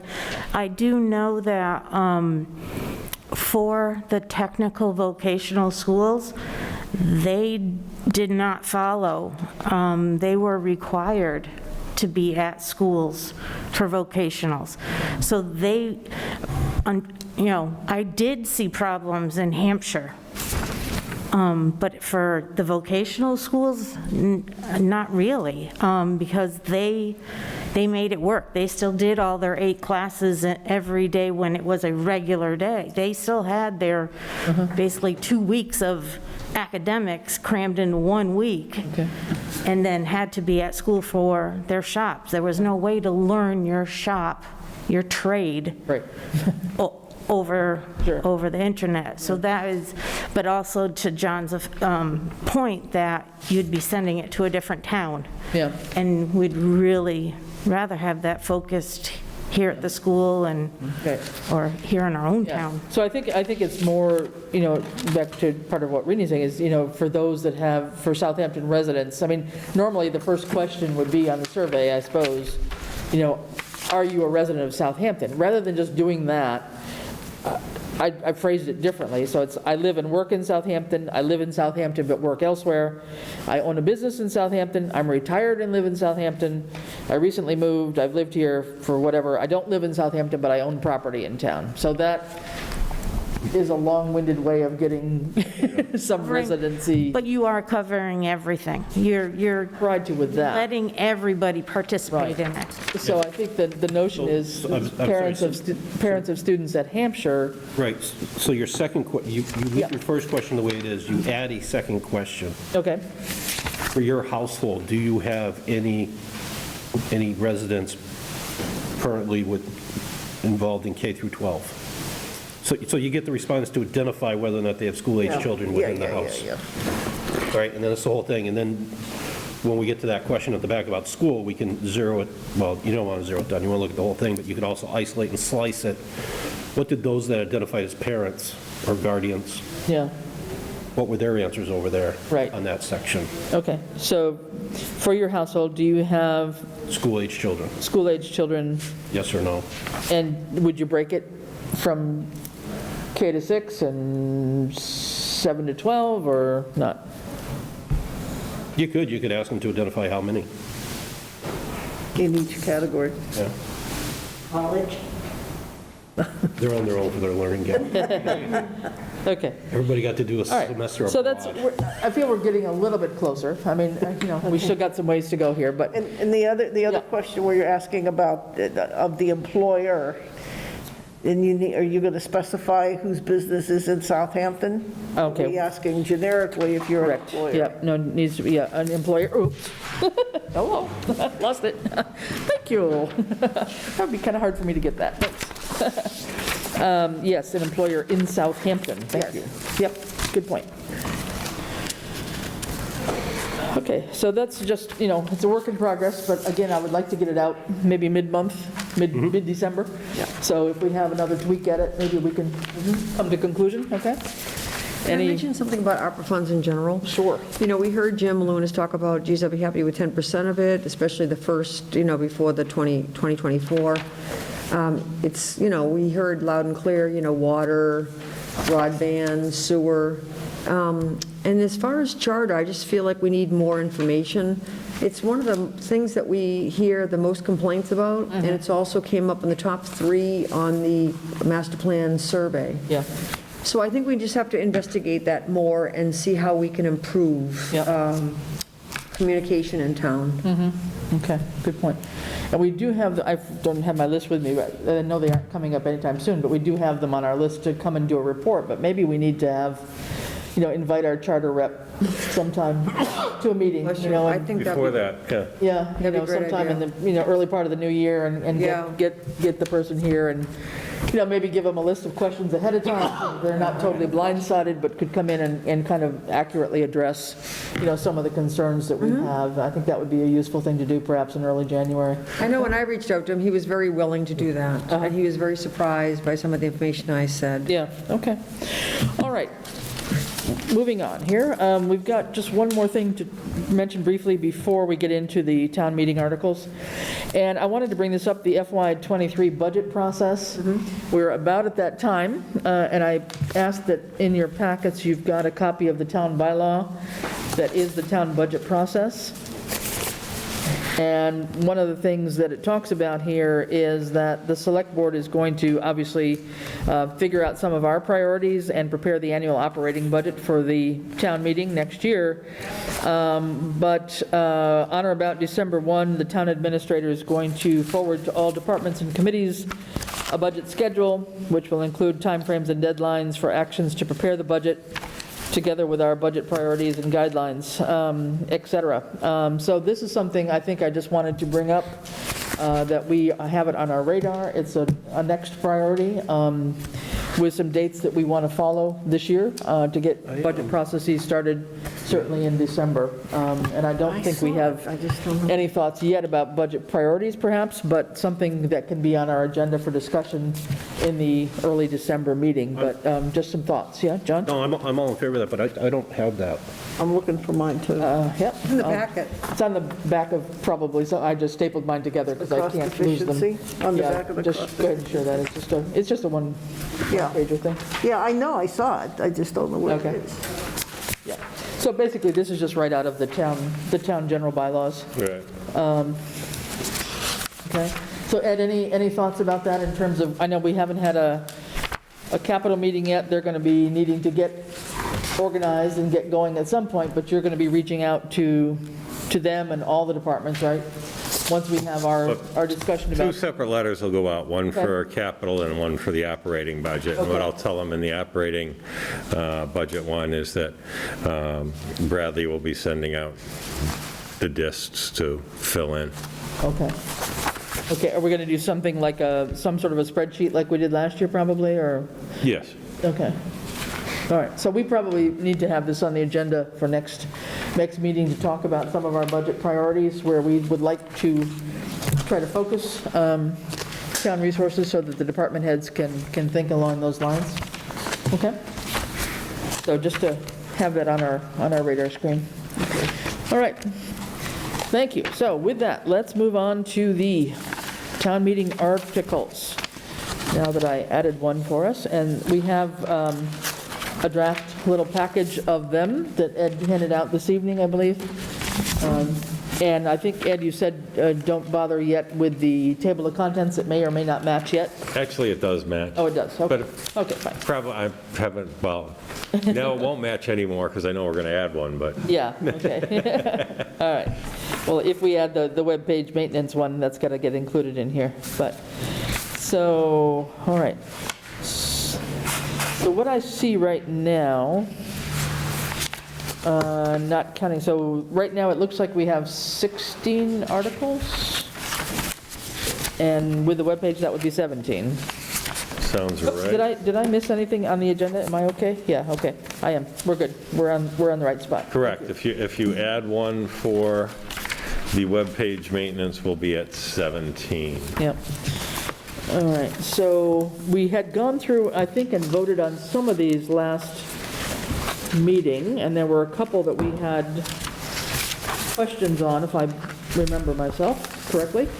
But do we want to just refresh our minds on this? How would we like to proceed here? I want to be sure, I know we've done a bit of cutting and pasting. We need to be sure that we've got everything on here that we need to have on here.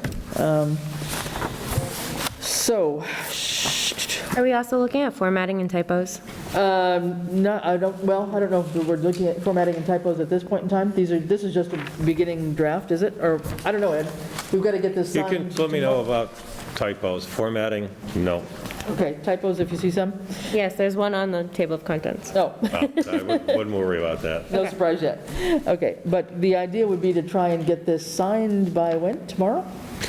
Well, but my intent is, let me know what edits are. I'm going to work on it tonight, and I will start chasing, I won't say chasing, I will start tracking you down for your availability starting tomorrow for the signatures, because you will vote what you want for edits, and also please vote to be able to sign it.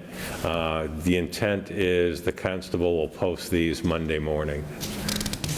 Or get them Monday morning for posting. So sometime between probably tomorrow, it won't be Thursday, but maybe sometime on Friday or Saturday or Sunday, I will make it a point to get everyone's signature on the final version. Okay. So let's go through these and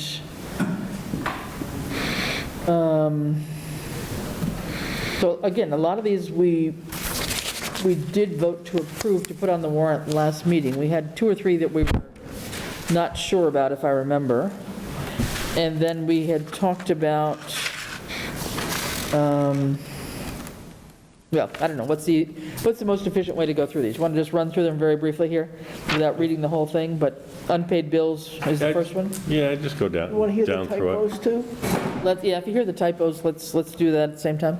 Yes, sir, Mr. Moderator. Robert Floyd, College Highway, speaking as town moderator. Just so there's no surprises, I may divide the question for Article 2 and have 4 separate votes.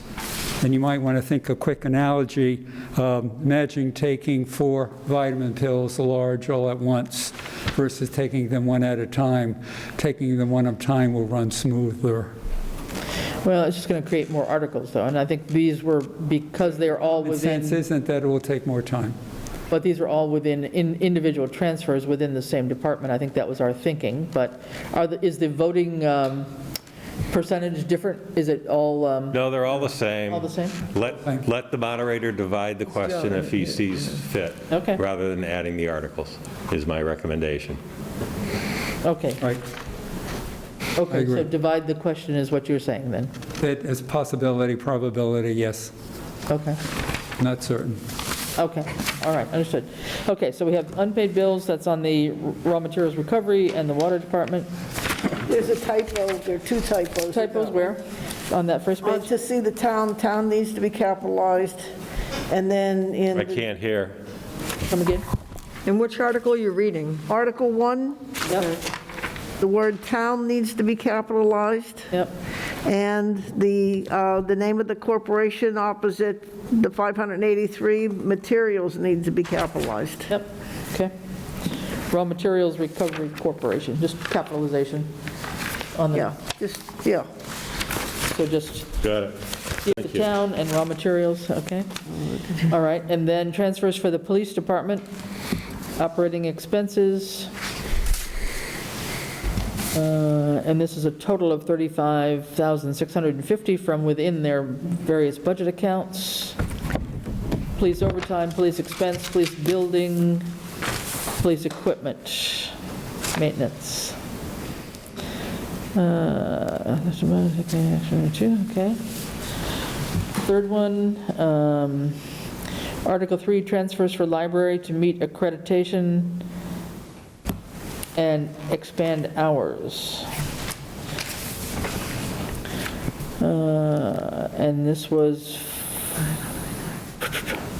funds from the retirement contributory account. Correct. And it has to be worded this way, I believe, right? That's what we said for the state to assure the accreditation by breaking out that 97 into these different line amounts, the wage account, library maintenance, and utilities account. Correct. So that they see that that's actually all appropriated by the town. And there was a note I had, and I put my fingers, oh, here it is.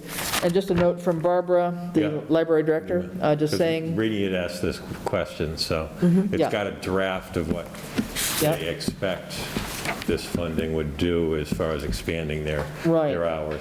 good. So this, should this pass, and this is going to increase the hours at the library from 29 to 38.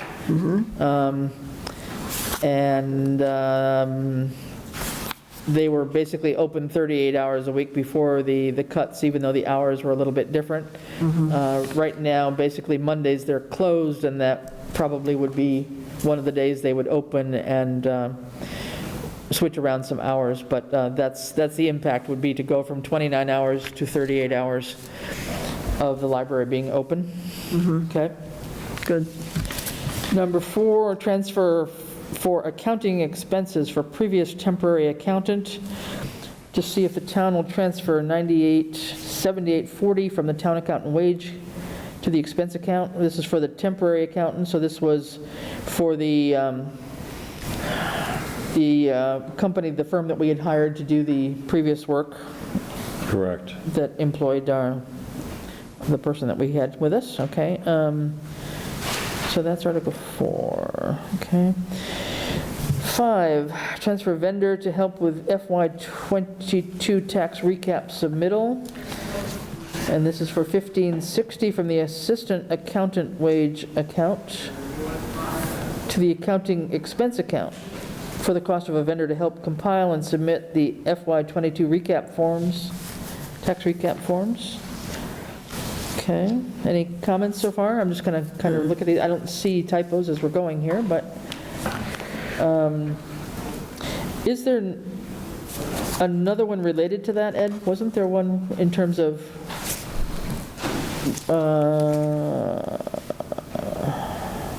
no? Yes, 10.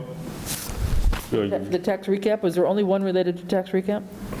Yeah, only one with the tax recap. Yeah, 10 is I mean, about you've the got finance three that closing are the somewhat books. related. You've got the transfer accounting expenses for previous temporary accountant, which is Article 4. Okay. You've got the Article 5, which is transfer for vendor to help with fiscal year 2022 tax recap submittal, Right. which is Article 5. Okay. And then I would also say somewhat related would be Article 10? Article 10, which is transfer for funding for vendor assistance with fiscal year 2021 financial book closure. Okay, so we'll get to that one. I just want to make, now, is there any, does it matter in terms of order? Does it make sense to put the accounting type ones all together, or does it not matter? I don't think it matters. I kind of looked at it. The unpaid bills were first. After that, I kind of tried to label most of the transfers. Yeah. And then get into what would be, shall we say, new appropriations. Okay. But, yeah, Okay. I can move these around any way you would like, so. All right, well, we'll get to that at the end. Okay, so Article 6, just going in order, transfer for employment advertising expenses, $105 for advertising incurred. I'm just wondering if right in between 6 and 7 might be where we would put the webpage maintenance one as a suggestion, possibly, rather than tagging it at the end, or? I was going to suggest that it get inserted somewhere. Yeah. Yeah, so maybe- rather than being at the end. Yeah, so And maybe that could be anywhere between, Yeah. number 6 probably, up Yeah. It feels like it would up fit. through number 8 probably. Yeah, somewhere in there it would fit. Okay. All right, and let's see. Current number 7, transfer for an additional voting machine needed for the 2nd precinct. This is for $5,700 from the retirement contributory account to the town clerk, and I think we talked about not calling it capital account. Yep, that's correct. My fault. Call it I'm something bad. else. Equipment account, I think we Equipment said. account. Yeah. To purchase one voting machine, okay? Article 8, funding for additional tree removal to see if the town will vote to transfer a total of $8,000 from the operating stabilization account to the tree warden expense account. I think we had voted okay on that one last week. Am I Yeah, not? and I had followed up and just We did. asked, there's no other funding source for that, right? Not that I can identify. Yeah. And this, I forgot. At least one funding source without splitting it, maybe Right. 5 or 6 different places. Right. And I think we had seen, I forget, I had looked it up somewhere, but we're definitely getting low on the, It's empty, pretty much. Yeah, he's got some invoices that haven't right, been that haven't paid been yet. and they paid, just yeah. took It was a that- budgeted item at 8,000 originally. They just took that huge tree down on East Street that I know is going to be a good-size invoice. Oh, yeah, okay. So this is 8,000 from the operating stabilization account, okay. The next one, number 9, transfer for funding FY22 ambulance debt. Vote to transfer $69,766.61 from ambulance receipts, blah, blah, blah, and transfer $68,065 to the debt ambulance principal account and the balance there to the interest account. Okay, on the newest ambulance, that seems, Just on that one, there's a Yep. double dollar sign. double dollar sign, yes. Double payment. Right before 68,000, double dollar sign. Well, it's because the principal is much bigger than the interest. We don't want Very clever. people thinking it's an extra Okay. figure there. Now, Article 10 is where we need to fill in the blanks. Transfer for funding for vendor assistance with FY21 financial book closure. 35,000? So we had said 35,000 before. Is that still what everybody's comfortable with? Agreeing to? It's the wording that bothers me, not the dollar amount. Okay. This how I read this, let's just say for discussion, it's $35,000. To see if the town will vote to transfer a total of $35,000 from stabilization account to the town account expenses, da, da, da, da, da, da, da. So if that passes, there's no discretion. It's $35,000 coming out of operations stabilization and going into that account. And just say miracle of all miracles happen and it only costs us $20,000. That's $15,000 that we'd have to take another vote to get it back into operational. Right. You know, and I know when I mentioned this before, Ed cautioned against it, and I was participating via remote, so I didn't really hear everything Ed said. We talked about a not to exceed language. Or up to $35,000. Not use an up to. It has to be an appropriation transfer dollar amount specific. Then we deal. If needed, $35,000 if needed. Yeah, so I don't think I can. And you can't could we put a range in? No? You have to appropriate or transfer a Exact amount of specific dollar amount. Yeah. Okay. Okay. And if it's in excess, then we'll have to, Well, excess is simple, but you can't sign an account, you know, no. Right. Excess ends up flowing back to free cash, blah, blah, blah. So. Well, technically, the same thing would happen here, right? Yes. Right. Yeah. So, but to your point, you're right. If you had $15,000 that wasn't utilized, it's going to flow back to free cash. However, only, and I have to look at the percentages, I think it's only 35% of that 15,000 would flow back to operating stabilization again by the policy. So, you know, I get where you're coming from. I mean, you try to be as accurate as possible and not be either overly wasteful or, you know, overly underfunded, too. Right. Well, are we okay with it the way it is? All right. 35,000 is what we had said. Based on the Well, lowest. it's what I recommended. Based on the Yeah. lowest quote that we have at the moment. I mean, Yeah. I suppose suppose we get our second proposal in and it's less. We won't have the ability to change this at that point in time, if we don't hear from them till next week, right? So. Well, if we get that second proposal amended on the floor before December 14th, you can, well, number one, you could either make a motion to amend, or if you knew about it, speak to the moderator and say, we've got a different motion, are we okay reading the different motion rather than trying to amend the one that's in the booklet? Gotcha. Okay. All right. Well, that we're kind of covered there. Okay. And you know, and some of the other piece of, I am fiscally conservative, so that's why I went with the 35, and I also think about it also to some extent is, okay, you know, let's prioritize what they want to do. If they may know they only got $35,000 to, you know, work with, maybe some of the lesser demand stuff that may take longer, they put off, or maybe it becomes a bargaining chip as we go through. Sensing your answer is going to be no, but what about the thought of, instead of transferring this money to the town account and expense account, transferring it to the reserve fund and do the expenses out of there? I mean, at least it keeps it separated. You can't tag another bill onto it. If it's in the expense account, it's in the expense account. Think about this, John. The reserve account is strictly for unanticipated expenses.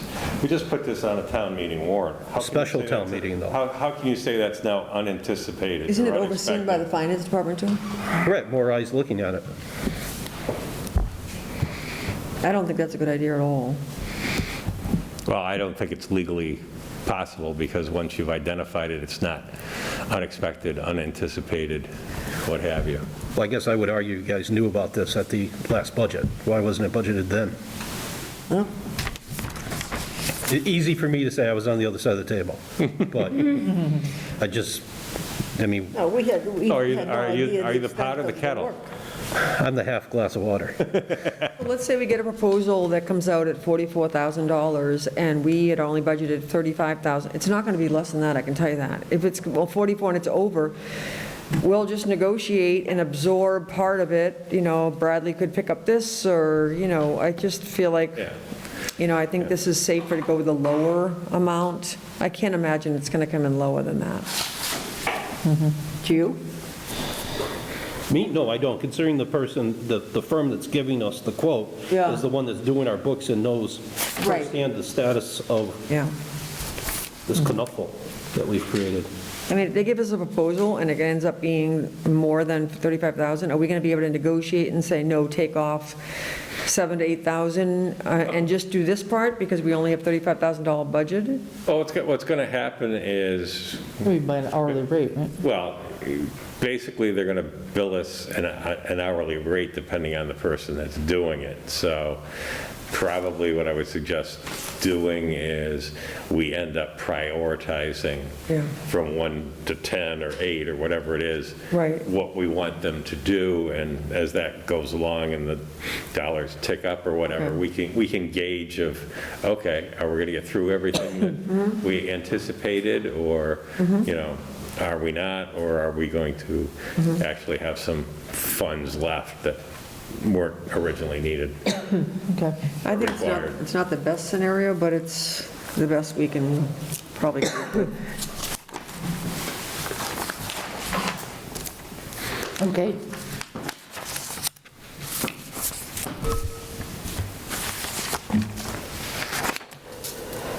So, Chris, now that we filled in the dollar amount, do we actually have to vote that one? Because I think we passed it last week. Right, you're right. We didn't actually take a vote on it? Yes. You should. I'm losing my voice. Want me to go get you some water? Would you like me to make the, okay. Get you some water? Does, I haven't opened that yet. Help yourself. make a motion to approve Article 10, transfer funding for vendor assistance with fiscal year 2021 financial book closure, to see if the town will vote to transfer a total of $35,000 from the operating stabilization account to the town account expense account, to engage a vendor to help close the fiscal 2021 fiscal records of the town, or to take any other action relative thereto. Is there a second? Second. Seconded by Francine. Discussion. Call for the vote. All in favor? Aye. Opposed? Carries unanimously. Thank you. Now, even though you've already voted, other than the up to, exceeding, or any of that, is, because this is one I did struggle with, the language, the actual wording. Is everybody good with the wording that I used in there, to engage a vendor to help close the fiscal year 21 financial records? Now you ask us?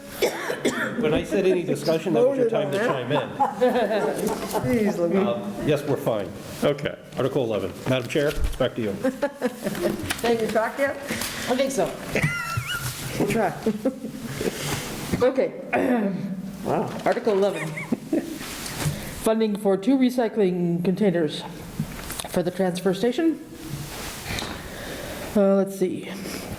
$25,500. 2 replacement recycling containers. My only question there is, it looks to be a negative with the parentheses. Is there a reason for that? Is it because it's in the enterprise? Oh, I mean around the dollar amount? Yeah. Everywhere else you have them as positives. Well, everywhere. Oh, no, I should have put, oh, you're right, I did not put. Yeah, and everywhere else, we haven't actually written out the wording, the amount of dollars. Written out and just use the number. Just use the number rather than. Frequently, I will put the, shows you not the written, but the figurative dollar amount in parentheses. Yeah. So you're correct, to be consistent, I don't need that. Right. Or we don't need that. Right, just be consistent with the 25.5, yep. All right, Article 12. Transfer for funding for ambulance staffing. Thank you. See if the town will vote to transfer $30,000 from ambulance receipts to the EMS wage account for staffing of ambulance shifts. Should ambulance shifts be capitalized? Is that a line? Doesn't have to be. I wouldn't think so. Okay, then. Okay. So again, I know we voted on this and I was in the minority. I understand the reason for doing this. This is, to me, putting the cart before the horse. You're approving the money, which is only needed to increase wages when the whole internal process hasn't been completed yet or even started. But my guess is it's because this has to be done at a special town meeting, and we don't want to have another one before May. Well, I mean, It's kind of a timing, or is it to other members, just one time, other members' thoughts is, this really isn't the way to do this. It's supposed to be done at the budget process and not in the intermittent. well, except two things. And actually, since the ambulance dent went up a little bit, John had said at the last meeting that, so far, year-to-date, we've taken in $84,000, according to the coastal reports. One of the pieces of that annual budget piece, and please remember that we did allocate $100,000 into the revenue account from ambulance receipts at that point in time. We really can't appropriate anything we don't have, during the year. So actually, honestly, in that first year I came here, I think they allocated some in the annual budget. They allocated some in that January special town meeting that was like 2 days after I started work here. And then they allocated, I believe, some again at the annual town meeting in May, but it was for the previous fiscal year. So theoretically, you can only appropriate how much ambulance receipts you have. So, I mean, you could look at your budget and say, well, I want to use $100,000 for operating, I want to use, $75,000 for out of there for the ambulance debt, and I want to use another, $50,000 to amend the wages or whatever. But if you don't have that total, you can't do it at that time. Well, for me, it's really an issue of, I keep on my desktop a document that says what the DOR recommended, and it's not mid-year raises, it's not capital things, these things should be at the annual town meeting. And, but in this case, and in the case of the trees, it was really about public safety. So that was balancing the DOR recommendations against public safety. I mean... Well, and I agree. So I separate the trees aside. I can say, okay, that, in theory, that's a one-time thing, and that's going to happen, although everybody acknowledges that it's a structural deficit that's built in the budget. But I still don't have, during the budget process, and I didn't participate on this side of the table during the last budget, right? So I wasn't even looking at any of this stuff. But I would expect, being the liaison to the Finance Committee this time around when it comes through, is we voted to have an ambulance service 24/7 in town. That costs X, what is it? And I understand the past practice is just kind of split the wages and all that, but we didn't pay to have a paid fire department. It's a paid on-call as needed. That should be a separate line item tracked. How much is it costing us to actually do that? And, if you got a paramedic and an EMT and they both make the fixed wage, you do the math, there's your number on what it is. And what are the stats? I asked the question, how many hours has the ambulance been dark? I don't know. And, in fairness, John did reach out to me, and we just haven't coordinated to get together to answer these questions. But I would expect a very lengthy, involved, multi-hour Finance Committee meeting to answer all these questions. And then ultimately, I probably would support this. But doing it this way beforehand, I don't have a comfort. But if there was only $86,000 in ambulance receipts, and the motion before this pulls $69,000 out, is there even $30,000 in there to appropriate? Is that the point you were trying to make, Ed? That was it. Cut to the chase sometimes and just... So yes or no? Yes? I mean, you can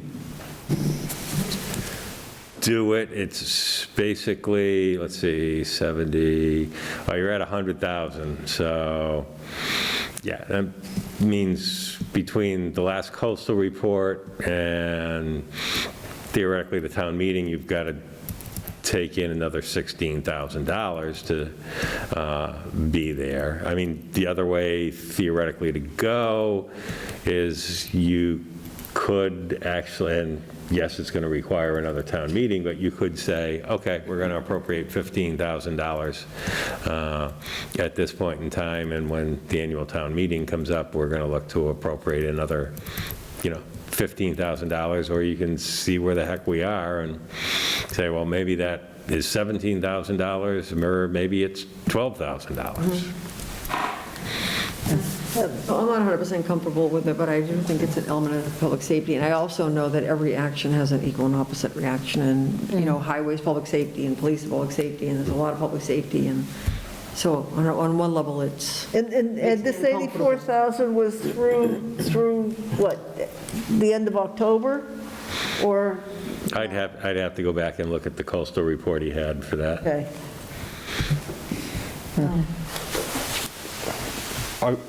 Are we going to be required to have another special town meeting anyways if we want to spend ARPA funds, or are we just free to do that? On the ARPA funds, no. Okay. I mean... So there isn't something else looming out there that regardless of what we do is going to trigger right now that we know of Not that we know of another special town meeting? Not that we're sure of.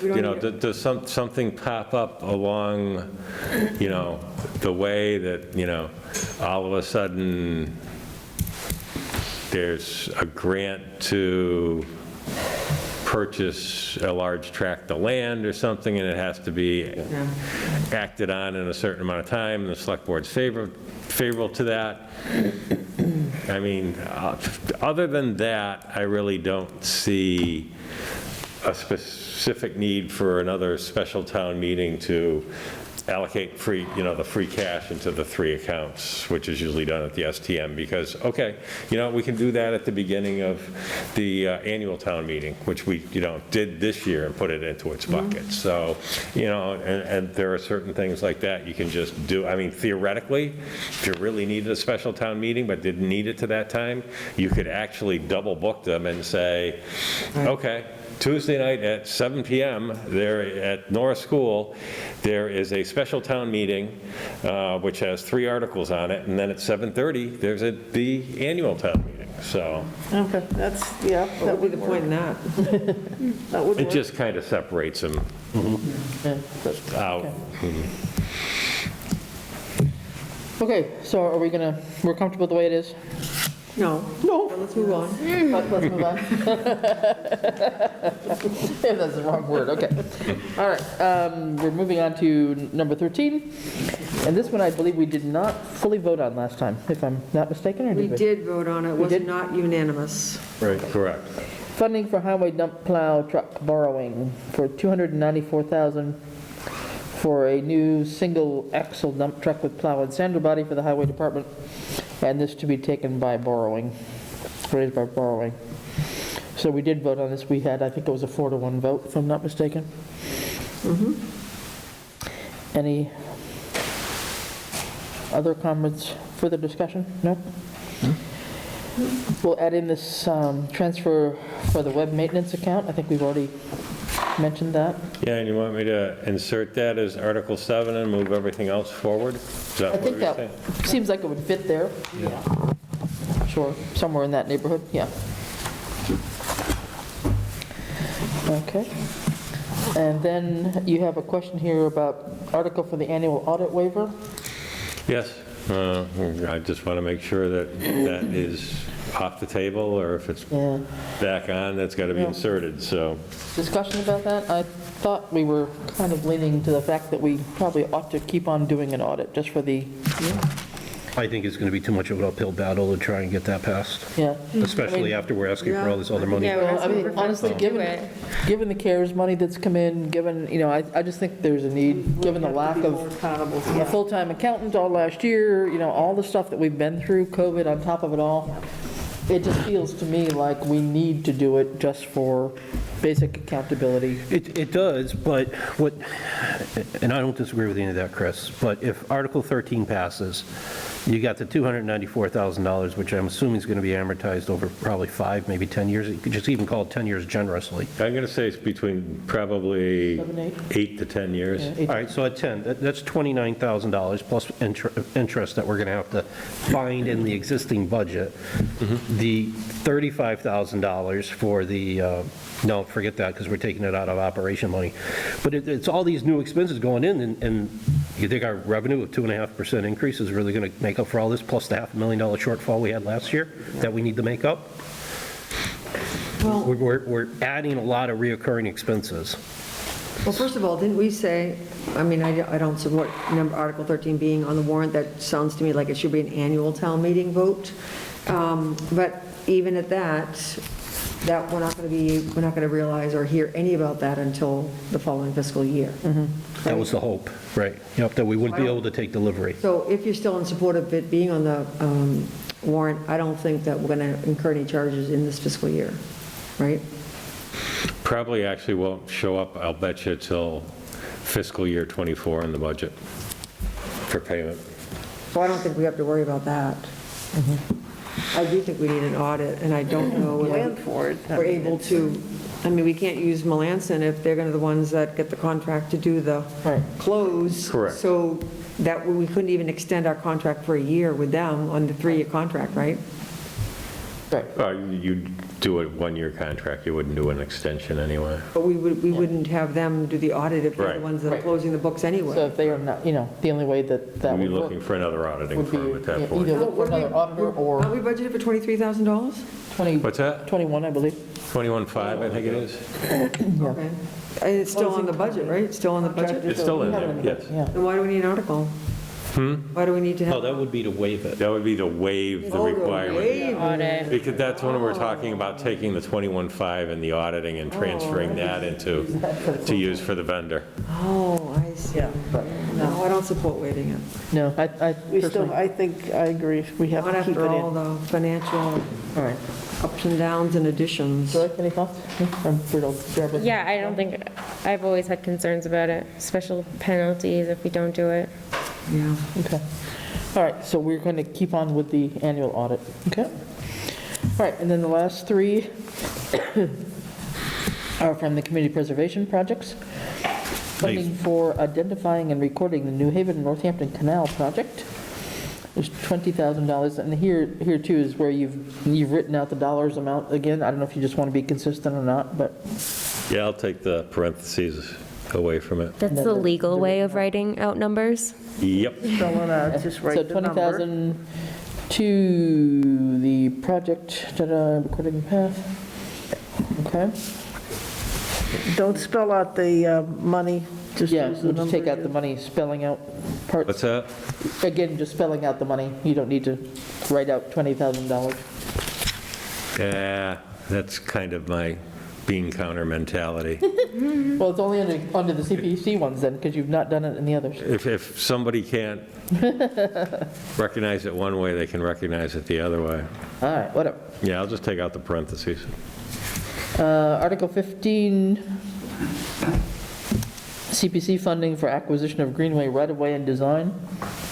And this was the transfer of $270,000 from CPC to the Greenway Committee from their undesignated account. Transfer from community preservation surcharges, undesignated account. Okay. I'm sure there'll be some explanation about this being moved. Right. So with any of these, we'll have the actual summary and everything. This is the posting version, and then I have to develop the version that's actually used at the town meeting, which actually has the summary and the motion in it. Yeah. Yeah, okay. And I wouldn't imagine that Virginia or anybody from CPC would explain that. No, I would go to There should be Bob something Kozub about- on Article yeah. 14. I would probably use my own knowledge and Aaron Toscher's knowledge on the Greenway piece. Yep. Yeah, okay, thanks.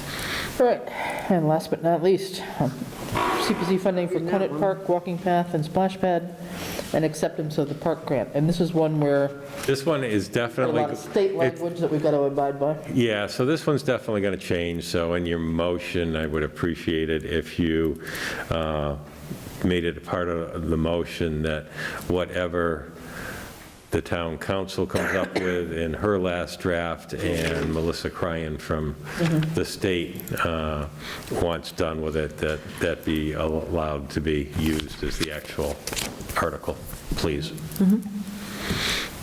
Okay. And I will let you know that one of the little twists to Article 16 is that by the state requirement, we have to appropriate the entire cost of the project through this article, which is 192.5. So that's why you're seeing the 192.5 listed. Of that, there's in the- 100,000 already from the park grant. Correct. And what we're actually going to get from CPC, from their voting, was 86.5. Correct. And then there was an additional 6,000 that was going to be local fundraising. Yeah, so what you'll probably see in the final article is something to the fact appropriate 192.5, and that all of the reimbursement that comes back from the park grant, that's conditional on receiving the park grant, and that all the reimbursement from the park grant gets returned to the community preservation undesignated account. Right, okay. And we have to have that language in there about the control of Conant Park, as well as, Yes. I mean, we've actually already been awarded the grant, but we have Yeah. to sort of say that we haven't yet, right? Well, it just all even though we've been awarded, it just kind of all falls into place too, yeah. So what does this mean, though, transfer the care, custody, and control of Conant Park? Because of the conservation restriction?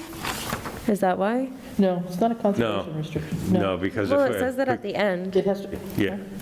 It says, or including the conveyance of a perpetual conservation restriction in accordance with MGL Chapter 184. Yeah, that won't be needed in this particular Oh, okay. This case. no, That's this has no just CRI. templated language. No, this is to say that this is a permanent park in the town. It's based on that they had to see the deed and everything else about how this park was given to the town. So there's just, I don't know, whatever the state language is, that some of this is just standard language that they require. Right. All right, Chris, so, can I- yes, I'm sorry. Thank you. Tammy Relunas, with the first quarterly report that we were given tonight, with the Water Commission giving an update in regards to us not having enough water during the summer, as much as I love the splash pad, how is that being? We've already dealt with this. We've had meetings on this. The CPC has had presentations on it.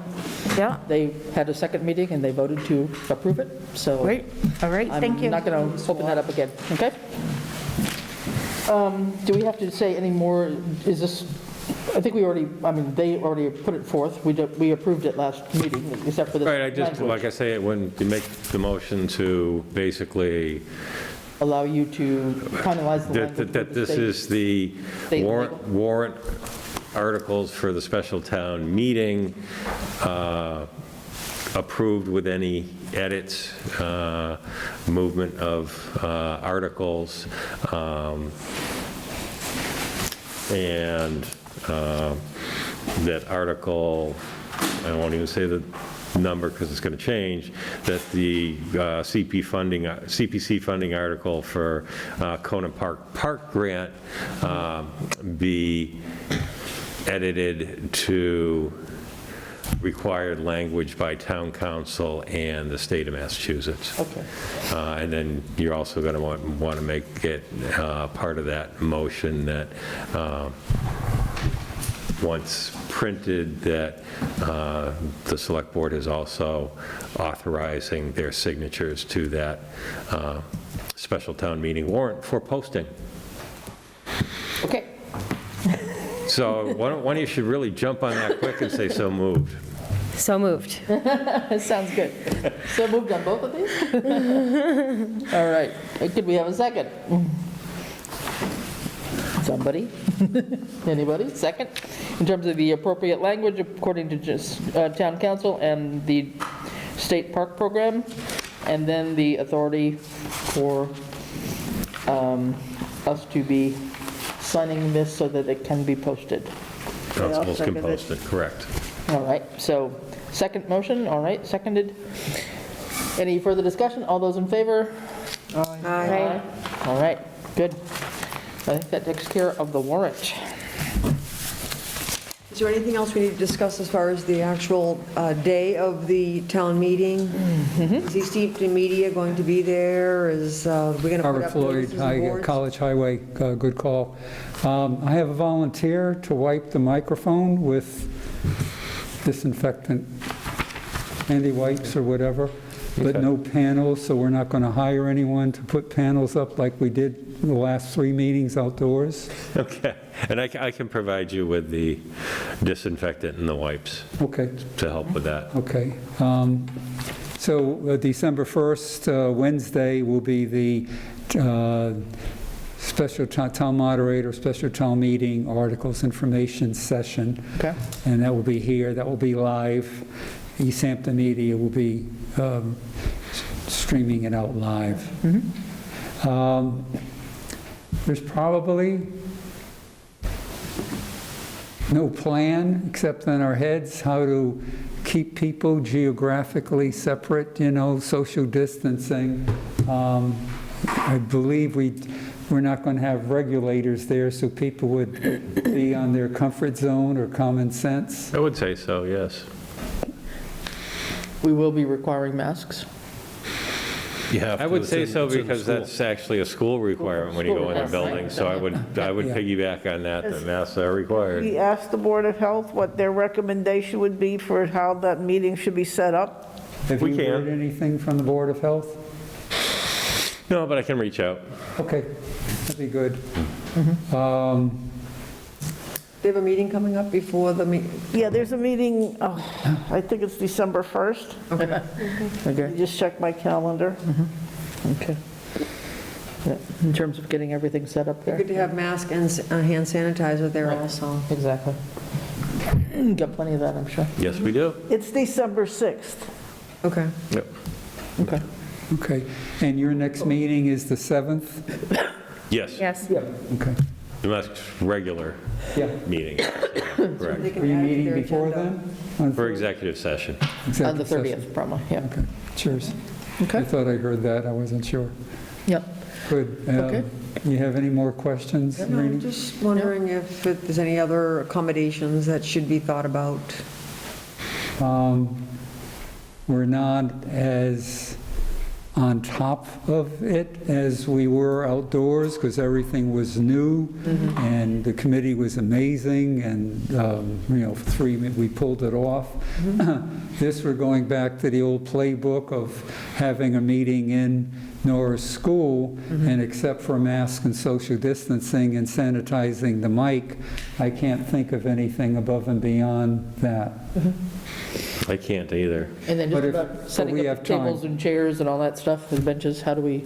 Well, They're benches. They're benches that they use from the cafetorium, yeah. So if anybody's uncomfortable sitting too close, they can always move Right. and go. And there's bleachers, so we allow people on the bleachers, so. Okay. Contact tracing, does that have to be done at all? Well, the town clerk has to have the people sign in for their voting regulations. Yeah, so it'll be a and list. stuff, so Good call. We'll have For anybody that. that comes, like, for example, the principal, The non-residents. there should be a separate sign-in for non-residents, I think. Correct. Okay. That's true. Good. That would fall into that category, so, Okay. yeah. All right, well, if there's anything else that you think of, let us know in terms of what we Will do. need to do. Okay, otherwise? Okay, thank you. All right, thank you, Rob. Appreciate it. Yep. Smaller test run for May. Okay, and then next then, a couple more items. Personnel change forms. We have a couple here.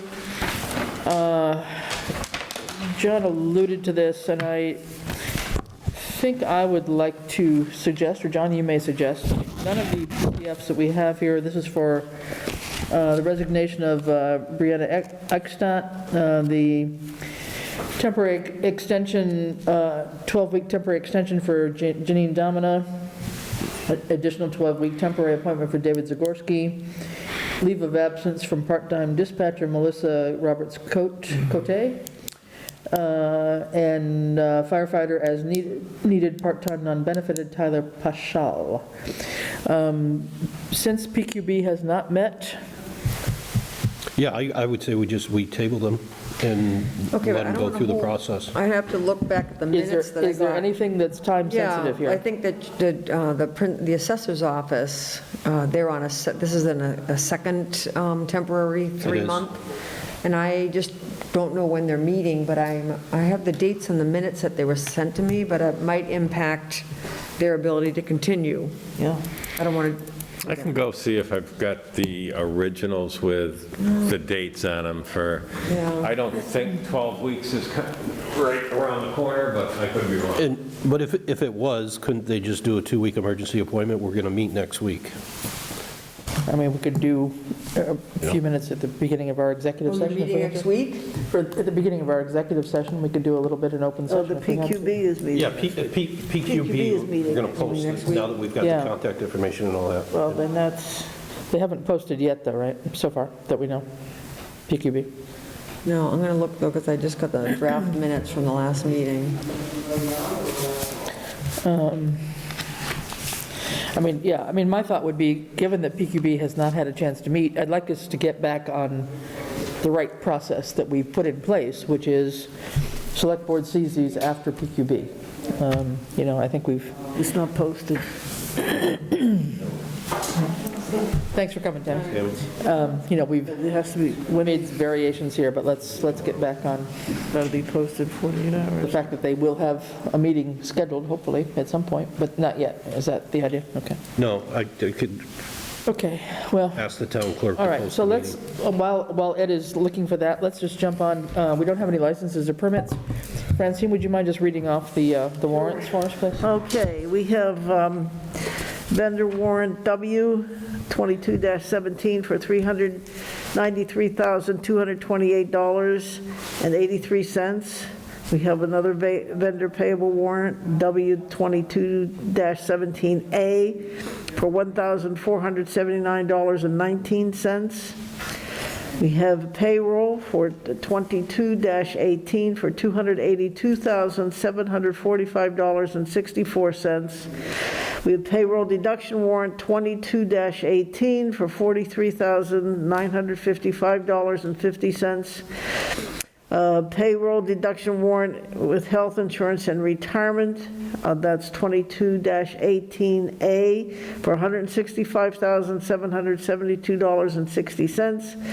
Vendor payroll warrant and the Hampshire Regional Assessment, 22-19 for $1,446,227.61. A payroll warrant 22-20 for $276,594.56.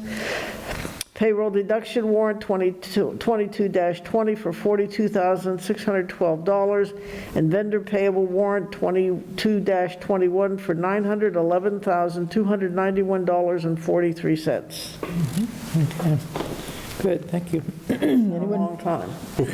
Yeah. Anyone have any questions about any of those? All right, if not, there's nothing else I think that we have to sign that I'm aware of. Okay. Pending items, I'm not aware that anything has moved forward with naming rights, or, I guess, is that going to be coming up on the bylaws committee? Or? Yeah, the only change was, making certain that we use the word structure, which it is included, and that will be it. So that'll go to the bylaws, and then it'll come back, and when it gets on for, I guess, the annual town meeting. Yep. Right, it won't be on now, yep. No updates on the Old Town Hall. I know there had been a meeting of the working group, and Ed had reached out to Hill and Associates to ask them for the cost of doing a complete scope of work for the most essential work that had to be done on that, and that has not been received yet, to my knowledge. No news, as far as I know, on any of the other three, but we'll check that when it comes back. Select Board meetings on the 7th and 21st, and then the special town meeting on December 14th at 7 PM at Norris School. And while we're just With waiting. a snow date of December 15th, just for those listening at Yes, home. yeah. Yeah. Exactly. So while we're waiting, for anybody who's still out there listening, I just wanted to say Happy Thanksgiving to everybody. I hope you all have a great family and friends gathering in the best of conditions compared to last year, and be smart and be safe, and protect your families and all your friends and neighbors. And Ed, yes? I would strongly suggest that the board act on the admin assessors, PCF, and no need to act on any of the others. But that one would expire on 11/30. Well, there is no 11/31, so I guess it would be December 1st. Okay. Okay. So this is for Janine, that's the one? Yeah. Correct. All right. Rini, would you like to make a motion on that I'll one? make a motion to approve the continuation of Janine Domina's increased hours not to exceed 16 hours per week for 12 weeks. And this goes through the 4th of February. Okay. Could I have a second, please? I'll second. All right. Any discussion? Yes. So that, I didn't quite understand Bradley's, actually, I did understand Bradley's comment on the form, and that was going to be a question I was going to have at the committee.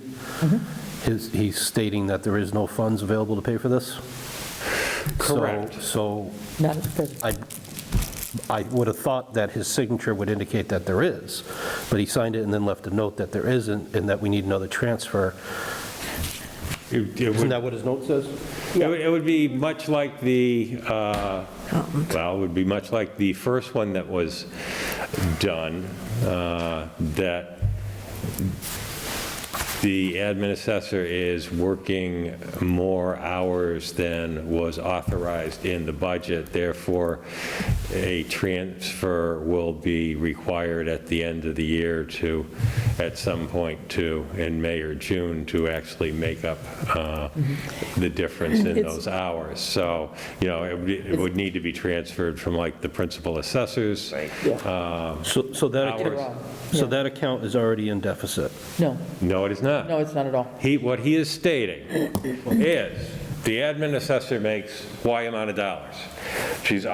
She is authorized by PCF to work, and I'm just throwing this out, 10 hours a week. That comes to a total amount for the budget year.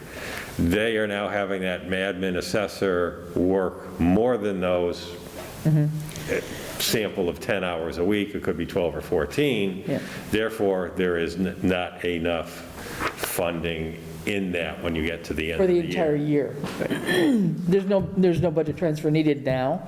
He's just signaling that with this increase in hours per week, this is going to Further action will be required surpass, at the yeah, this end is of going the to year. surpass what was originally budgeted by the end of the entire fiscal year. So this would be one of the typical end-of-year transfers, is the way I'm Correct. understanding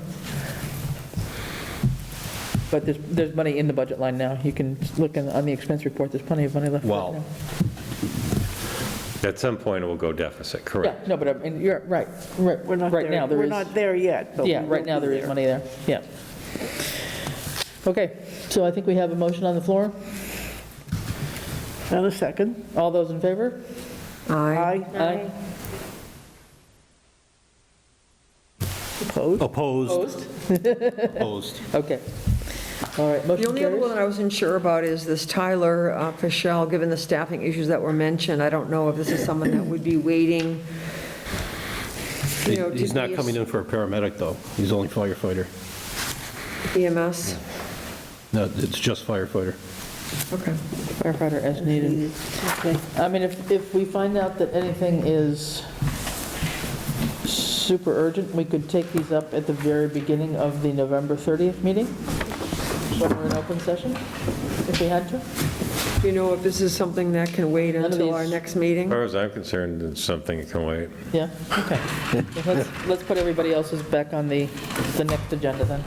All right, Ed, we already did the warrants, and we didn't think there was any movement on pending items, is there? No, All you're right. correct. So with that, could I have a motion to adjourn? So moved. Second. All those in favor? Aye. Aye. All right, thank you very much. We are adjourned at 9:45.